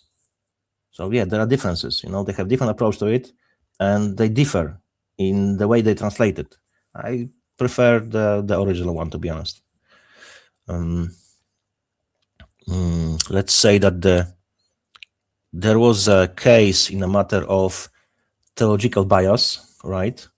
Some people who analyze the text and check all this stuff, they suggested that the Charles was influenced by desire to align the text with the established and kind of, let's say, quote mark, modern, later Christian technology. It was Nicea Council, right? Which I'm not a big fan of, to be honest. And if you compare it to the more direct and earlier translation and how Lawrence approached to the text and translation. So from my perspective, Lawrence is better. And as you said, Booma, it was kind of boring. You didn't like it, the Charles. Yeah, so you had the good take on it. That's my take as well. I agree with you 100% in this case. We can speak about maybe how they did approach this in a academic way. Yeah, academic, I don't know how to say it, scope. Yeah, academic scope. In Lawrence in 1821, excuse me, he offered the first complete English translation, right? And he was making the text available to the all Western world. But by the so-called expert, it was viewed by not all of them, by some of them, as having a limited critical value. That's what they were saying, right? But Charles, on the other hand, 1912, he provided very extensive commentary. introductions, analysis, and he made it as a standard academic text. Yeah, let's say this way. It was for quite a like a long time. Let's say 1 center or 2 centers for a very long time. But there is a huge difference. Charles used a lot of Talmudic sources. What? Yes. That son of a bitch. Yep. So You hated him. you felt it in your guts, man. That's why I don't really trust him, you know. So I prefer the original version, right? Yeah. Well, if it's Talmud, I was like, oh, that's no for me. They have huge influence. They pervert fucking everything. That's what they do. Right. Because they are freaking of the devil, unfortunately. They will change their ways, but after 2/3 of them will die. Then they will believe in Christ. It's said in the Bible, right? Yeah. So so-called Christian Zionists who are supporting Zionism, they don't even know, but they are supporting genocide at this point. Because if their Antichrist will come, their Messiah, who is Antichrist, 2/3 of them will die. So Christian Zionists are wishing 2/3 of them be wiped. And don't even fucking know it. Which is funny for me. Whatever, you know. That is brainwash and that's it. So what we can say about this more? Yeah, let's say I'll maybe summarize that. In summary, according to, of course, quote mark, according to experts, right? While Lawrence's 1821 work was the first to make text available to public, Charles's 1912 translation is, according to them, of course, not according to me, far more reliable for studying because it uses multiple manuscripts and let's say higher level, let's say superior textual criticism, right? But if it's based on Talmudic, is it? That's what I think. I think the Talmudic Jews wanted to alter the translation of Lawrence. Yep, they want to get rid of it. That's my assumption, and I think you are correct. You have the same take on it. It's just an opinion. I don't know. Yeah, But that's what my I'm opinion as getting- well. that's what I'm getting from some of this, and then like I said, back in the day when I tried to read the Charles translation, I was like, Mhm. "Oh, bore me to death." It's like taking something that could be like interesting Mhm. and then putting that scholarly, boring, Shit. only the facts shit. It's Mhm. like you watch a movie, and if you were to try to read the bare bones screenplay before the director gets in there, I know what you mean. oh good lord, it's like screenplays. Or I wanted to get into screenwriting because I thought, oh, I want to make movies. You know, this is before I woke up and blah blah. But anyways, So I just wonder, you know, how it's when people, for example, they are offered the script of the film, right? And they read it. I'm talking about actors. I'm saying, oh, I read the script. I want to play I want to play a main role. Why? Because I like the script. But the fucking script is so boring. So how the fuck they were able to figure it out if it would be good? yeah, Because if it's so fucking anybody boring. You're right. open a script of a movie that you enjoy, not the director's script, the bare bones script of what it was in Right. original form, and it is so fucking boring. Every single one of them. I don't see how. I mean, I guess if you read enough scripts and you get how a script works, and you know the directors and you can see the visions that they're going to have, okay, you have that perspective. But when you get into script writing and it's like, oh my gosh, it's like when a person draws up like the initial for a building, the blueprint for a building. It's like there's no like furniture, there's no like spiciness, there's It's no bare bone. Yeah. artistic aspect. It's just a freaking boxes and freaking all that stuff. And it's so boring. That's what a script is. Yeah. No colors, no nothing, just fucking gray. But that's what happens with a lot of scholarly people is that that's why learning can be so freaking boring, especially for a guy like me. I have some ADHD, if you didn't know, and it's just like, oh my gosh, like will you kill me now? Will you kill me now, right? Oh, I guess I'd rather just not ever learn any of this stuff because it's so boring. Right. But if you get the right teacher, you have someone fun. That's why I try to spice things up. Some people can't stand it. Some people just want the facts. Some people just want I want the bullet points. I just want the facts. Guys talk too much. You guys aren't even on the freaking topic or whatever. It's like, go fuck yourself and find a different channel. Exactly. You can literally watch a 15-minute video where they just do that. And it's you can animated. go to the freaking AI, and ask what's the Book of Enoch about. And we give you freaking, 10 points. And here you go. You know everything, right? Devil is in the details. I like details. Working on the booty beads. Working on what? Don't even ask. All right. Okay. I won't. Right, let's go back to the stuff. Beards, man. They're just beads for the beards. Do you remember what I have said before about the planting certain parchments and scrolls as a part of the deception? How can be sure that it wasn't the case in this case exactly, right? That's how it feels for me, because there was added so much. It makes the great warriors, yeah. Right. So now we have to ask ourselves a question, which, as you recall, maybe not, I have asked before. Those discovered ancient manuscripts, right, and the ancient scrolls are real or planted deception having as aim to muddy the water? I always ask the questions. So is it the case? Who the fuck knows? But I would suspect that's possible. Look, so if you are interested in this subject, I would kindly suggest that you will just research this topic on a much deeper level and get to your own conclusions and take on the matter, right? Just one simple observation. Let's say when you will come across info resonating with you, right? Really try, find opinion which contradicts what you have found.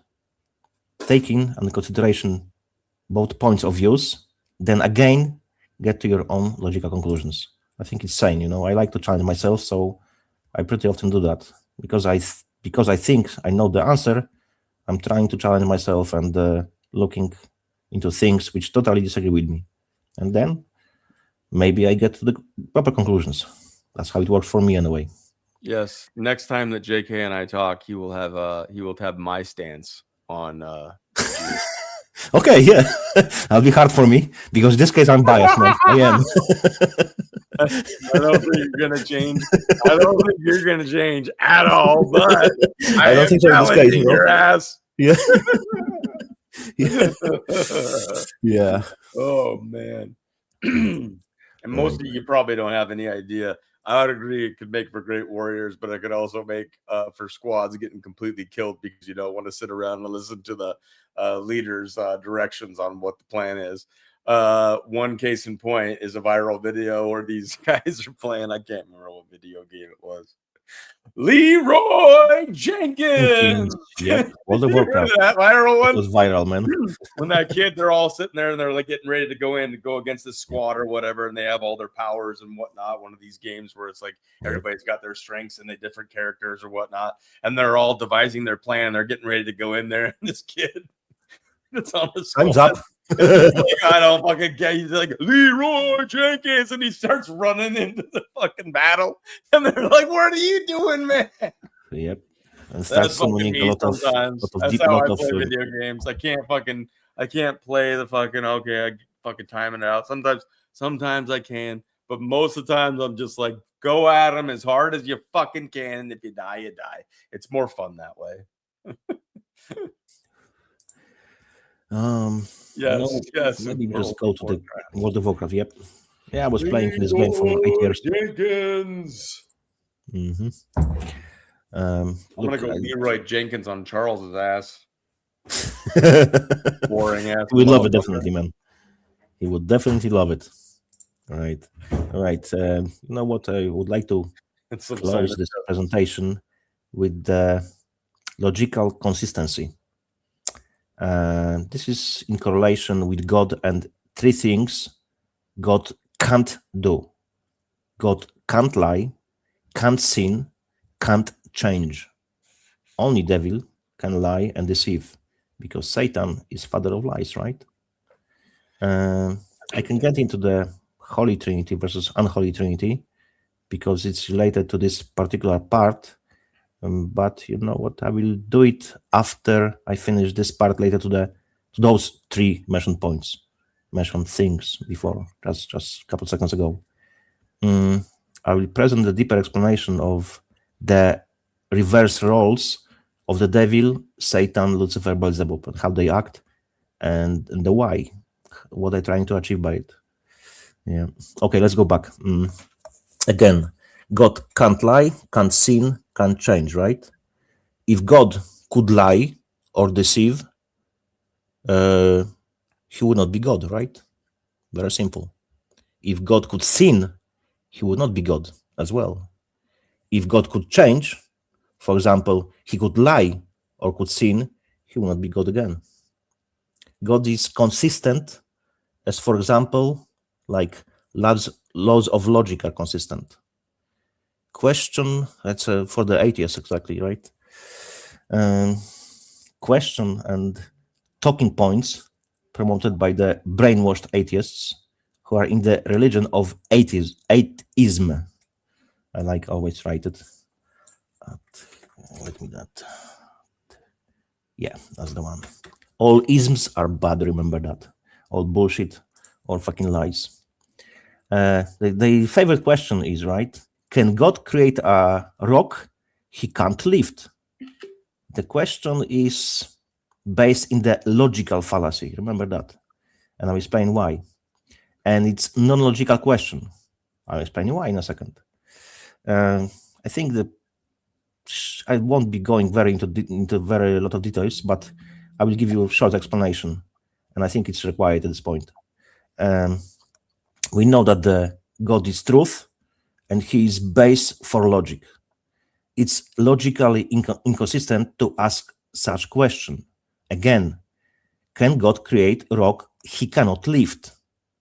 Why is logically inconsistent to ask this question? I'll explain to you. To explain it, I have to ask you two questions, and you have to ask yourself those two questions. So now, ask yourself those two questions exactly. The first one is how God can create something which he can't sustain. How is possible? That's fallacy. And the second question is how God created it if he can't sustain it. You get me? So I give you some time to think about it, but really think about it. Again, how God can create something which he can't sustain. And the second one is how God created it if he can't sustain it. It's impossible. It's logical fallacy. Right? That's why it's favorite question of the atheists, because they're freaking brainwashed. It's very simple, unfortunately. Right. So do you see the fallacy of this question? Because I do. Do you still want to stay ignorant in your religion of atheism? I get it, Bias is a real thing. Always was, always will be, and everyone is biased, me including. I'm not different. About God. God can't cease to exist. God is life, so he can't die. It's very simple. It's logical. If God is the truth, and there is no lie in him, so he can't lie. Very simple. As simple as that. There is no lie in truth. It's a lie or it's a truth. You cannot be half pregnant. You are pregnant or you are not. Very simple. Objectively speaking, the truth is always the truth, and it does not matter who and when says it. Another thing is that the God is immutable. let's say, immutability is his aspect. Chicken or the egg, right? Chicken was created or egg was created. We don't know which one. It was definitely created. So region 9 till I die 231, right? I would assume that the chicken was created first because it's a living organism by God. Excuse me. Right. So God as well is unchangeable, which means that God can't change. He exists since ever and forever, so it means he can't cease to exist. God has limits. For example, God can't cease to exist. So if someone says that God doesn't have limits, he does. Because his limit is he can't cease to exist. That's his limit. It's all logic, right? It's impossible for God to lie. And now listen, if God revealed himself as a triune God, why people say God can't be triune? What? Why are they saying that? Right. Logical consistency, law of non-contradiction. Logic is reflection of mind of God. All right, I will maybe bring now the previously mentioned topic, Holy Trinity and the Unholy Trinity. I was speaking about this before, but I want to bring it again. Let me just quickly find it. I have some notes about this because I don't remember all names. Right, I have it. Right. I just don't remember all the names for the Holy Spirit, Holy Ghost, so I have it now. It's like I always miss something, but I wanna list all of them. So anyway, from my perspective that's my understanding of the subject of the matter, that on the top of this pyramid is all-seeing eye, right? Which is Lucifer, Satan, Beelzebub, as well known as a devil. Devil has been split by God in three: in Satan, Lucifer, Beelzebub. It was as a punishment for his rebellion against God. So I want to show you how it works in a matter of Holy Trinity versus Unholy Trinity. Satan is first inversion, and he's a version of God the Father. Satan is father of lies, right? He's father as well, but he's father of lies. And God is God the Father. The second one is Lucifer. Lucifer is the second inversion, and he is inversion of Christ. As we know, Christ is light from light, as well known as a light bearer.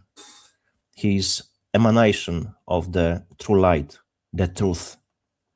And Lucifer is light bringer, the one who brings light. He brings false light. He brings lies.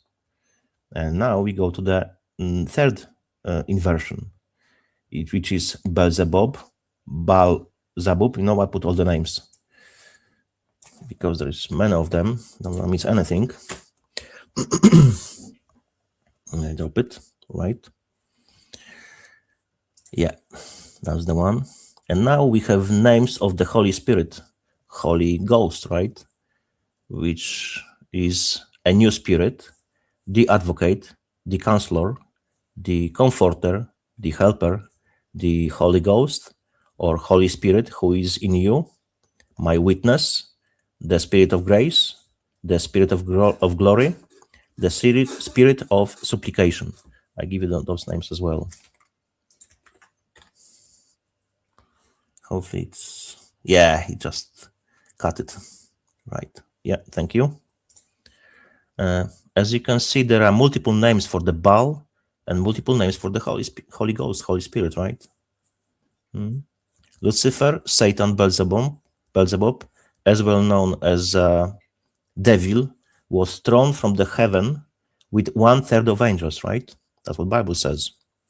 And that's why he is called fallen angel, because he was thrown and fall from the heaven to earth.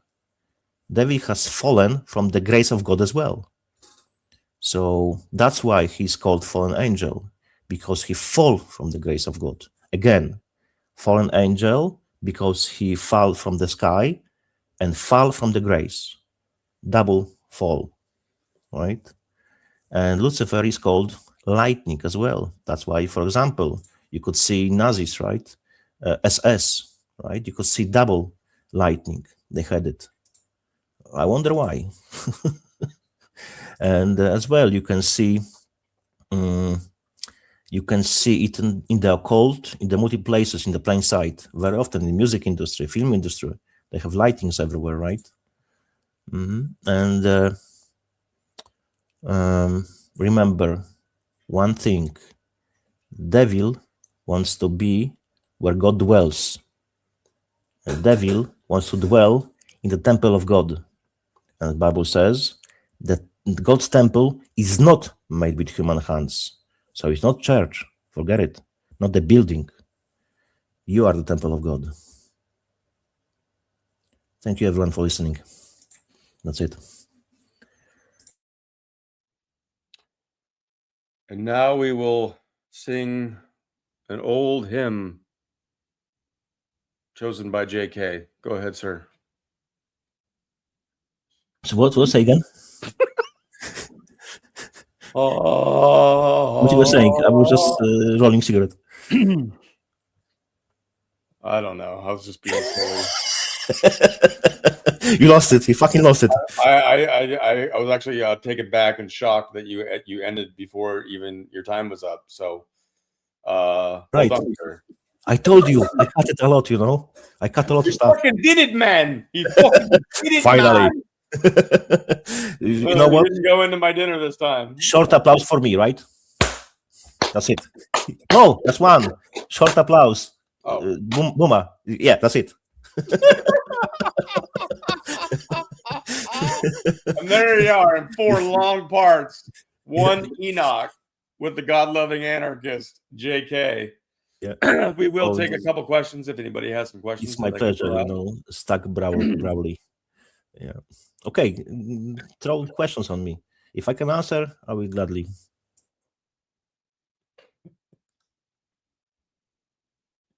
So the girl that was born from a Jewish bloodline that didn't know anything about the is she a Jew?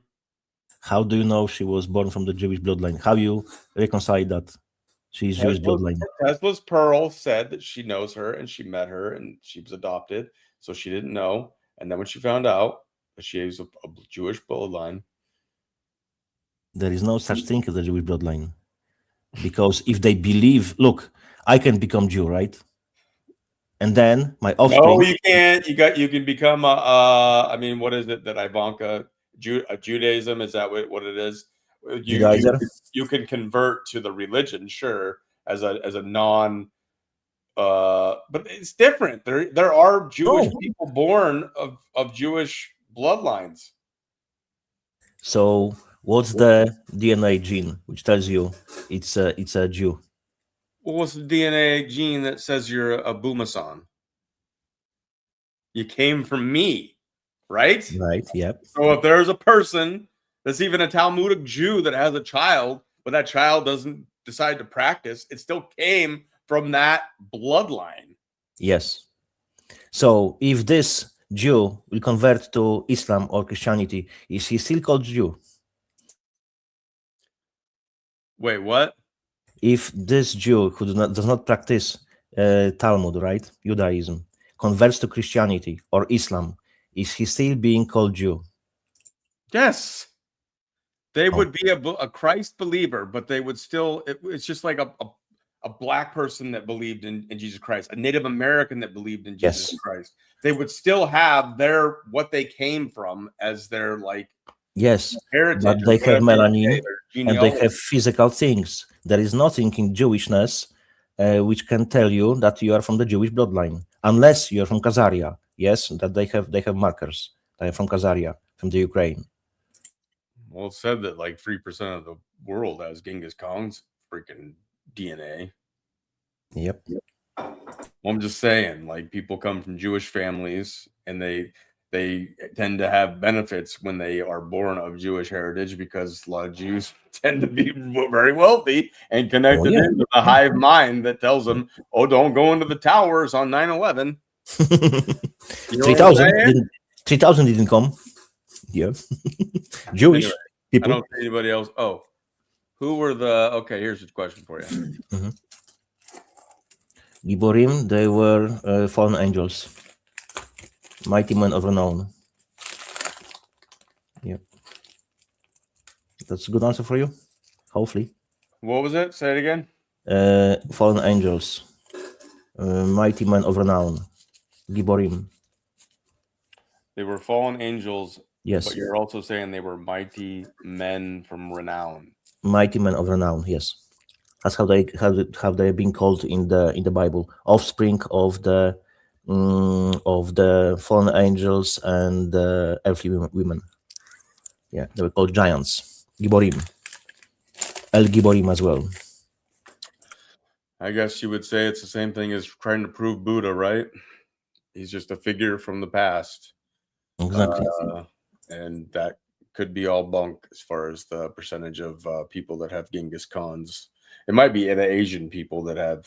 that they said that is in, but freaking knows, man. Who freaking knows, right? Could be all AI writing all of this.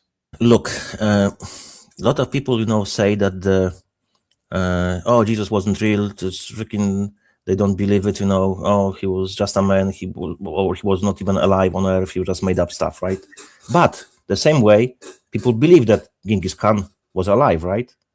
And how many manuscripts we have for the Genghis Khan?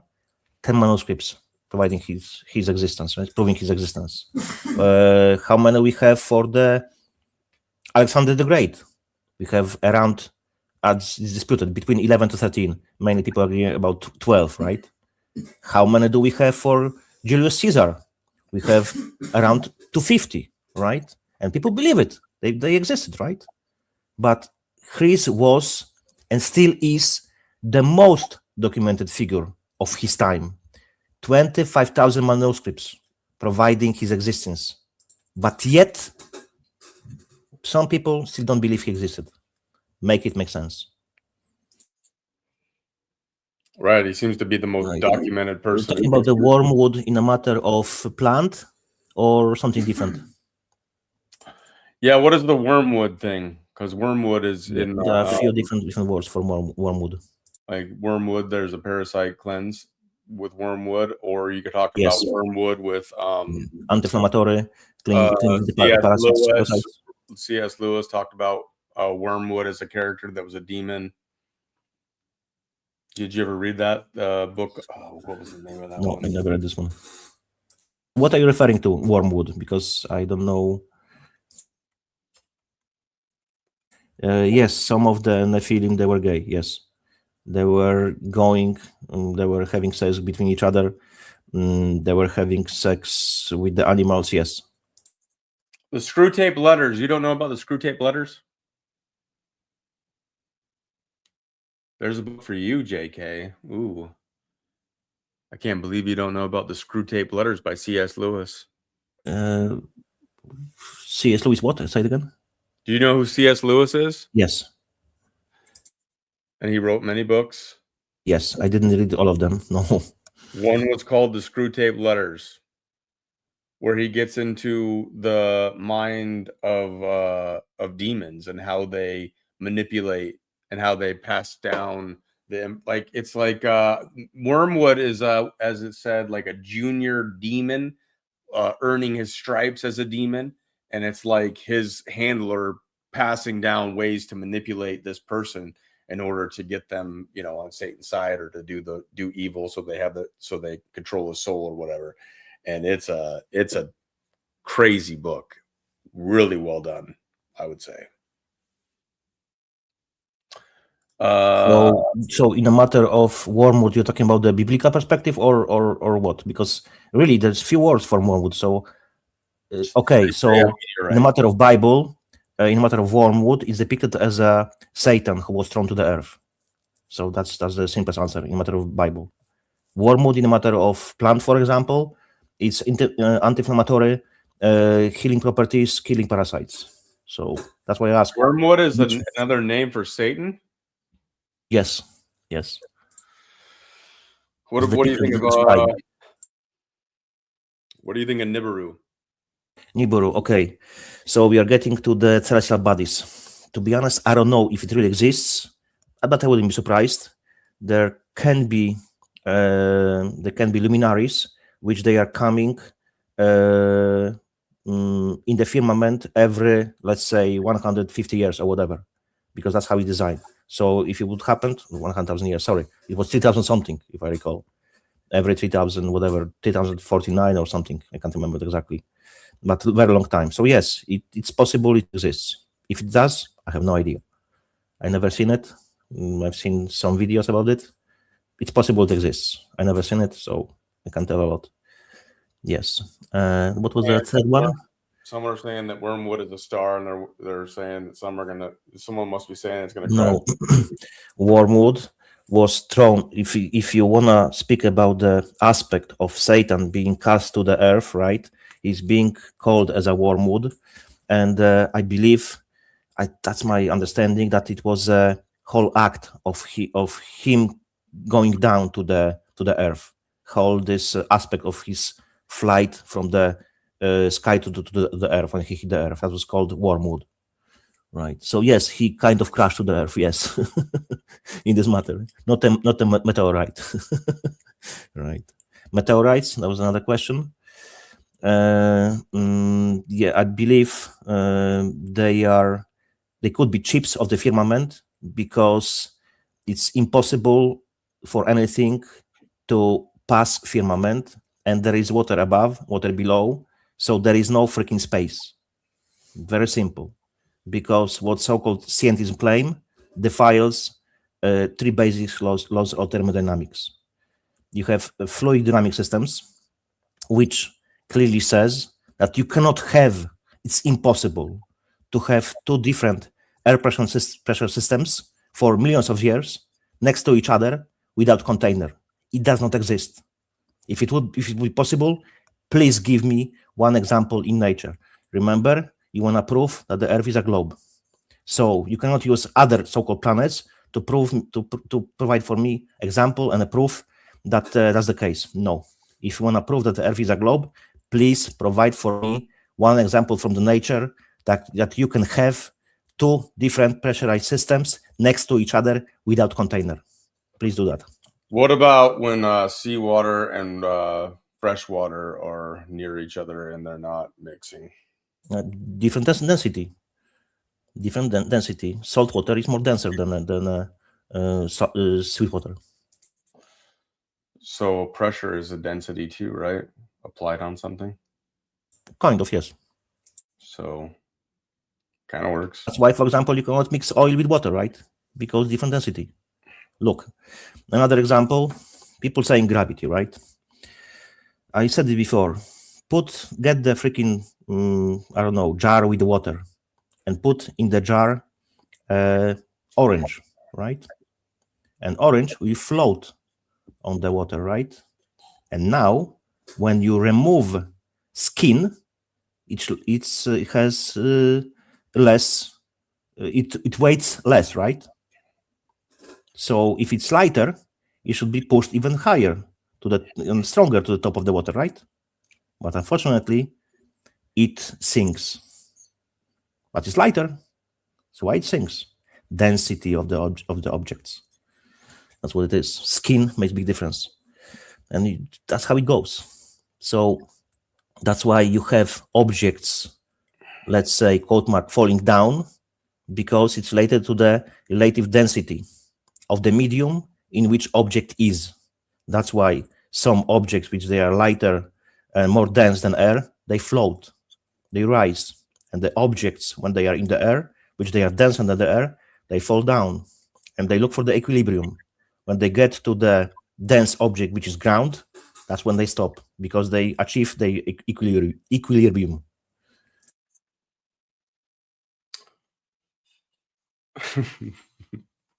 It's getting into your flat Earth fire. I like it. I like the subject. Well, when you're on a boat and you're coming up to the shore, why does it rise? What do you mean? I've been in a boat out in the ocean, and as I'm coming to the pier, I don't see land. And then as I see land, it's rising. Yes. So if you would take at this point zoom, for example, smartphone with the lenses, you would be able to see land much earlier, right? That's why they were before using telescopes, lunettes, whatever on the ships, right? Because our eye is built this way, it's limited view. We can see circle when you stand. I always like to give this example. Let's say your eye height level is at the 1.8 meters, right? So mainly, if it's nice, clean day, you can see maximum 4.79 kilometers. You can't see any farther, unless you get, I don't know, camera, zoom, telescope, whatever. Then you can see farther. Why can't you get a telescope and look all the way across the fucking ocean? Because there is something which is called density of the air, atmosphere, right? Why can't you There use is like a wind. why can't you use like a special lens that can see through all that shit? Because it doesn't exist. You can How do see you know it much doesn't farther. exist? You can see much farther, but the air will be obstruction. They have shit that can see through walls, motherfucker. Oh, yeah, that's true. That's true. So There is limitation to every why technology. can't somebody get a hold of that and create something and take a picture across the ocean?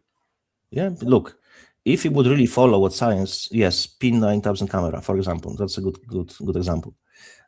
Yes, very good zoom. Look, it's just enough to go by the official data. They tell you that, for example, after 20 kilometers, you cannot see object. Let's say you're standing on the shore, right? And your eyesight level is on the 1.8 meters. In a matter of 20 kilometers distance from the shore, I'm saying in the nice, calm day, without waves, right? Because waves in the long distance create a lot of obstruction and bad weather as well. So if it's nice day, you can see very far, right? But object which is in 20 kilometers distance from you has to be hidden 18 meters behind the Earth curve. Has to be. That's what math says. The all calculation says. The official data.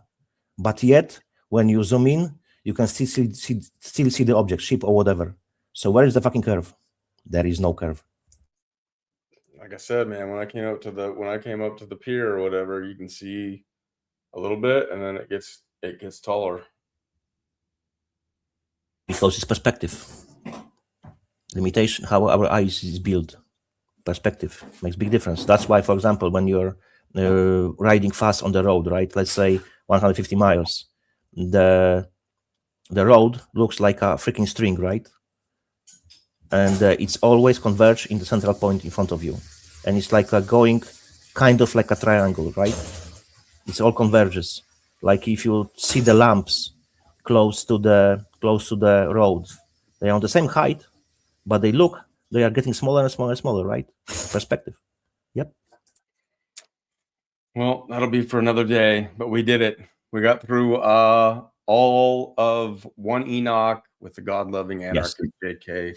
And even and there was a whole lot of extra in here. So if you didn't catch all the episodes, we get into all kinds of discussions. We go into the material, then we dive out, and then we come back in, then we dive out.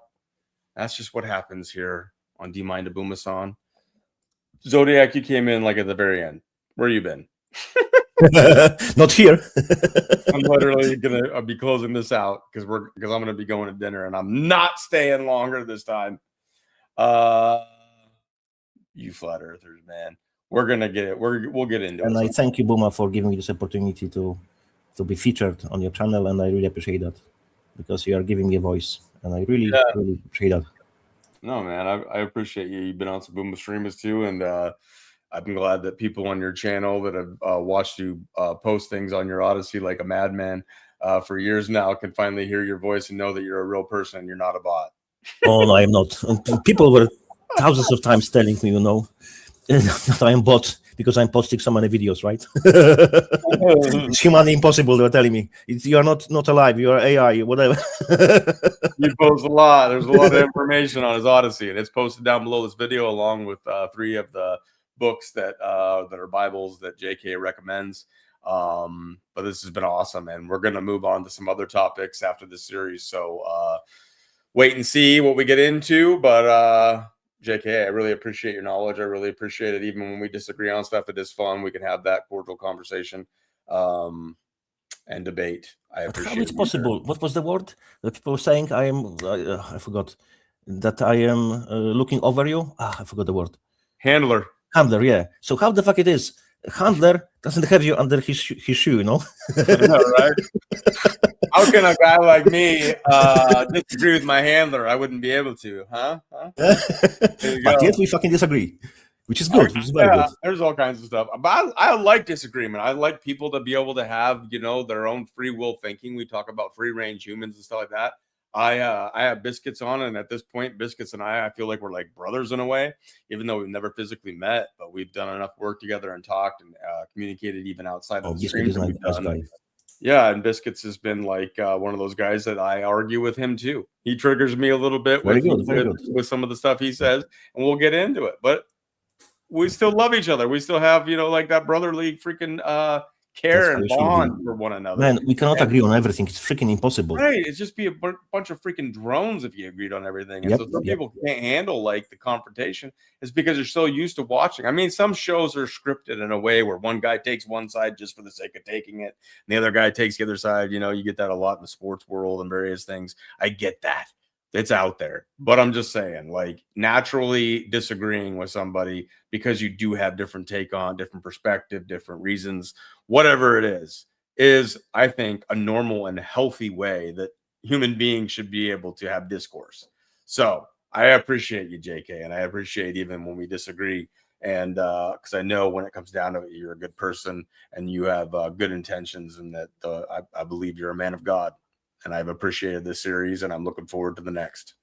I hope I am. I'm trying to be, but it's a very long way ahead of me, to really become man of God. I think you're there, man.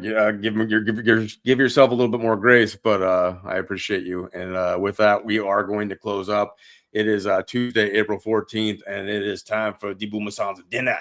But JK, if you have anything else to say, go ahead and say it. We'll close out, and we'll be done with the series officially. I want to thank everyone for popping up and listening to my ramble, as always.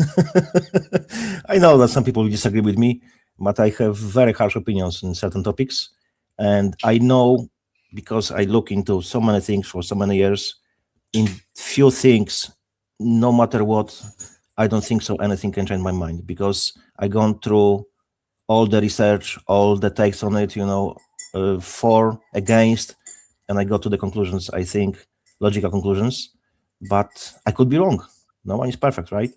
Maybe they deceived me, and it's possible for anyone. If you think that no one can deceive you, you're fucking wrong. Anyone can be deceived, including me. I was more time deceived than I would like to be. Absolutely. But the fact that you can admit that is a beautiful thing. What's up? Good to see all you. Some of you came in late. You're going to have to go back and watch from the beginning. But thank you, everybody that joined us. This has been an awesome series.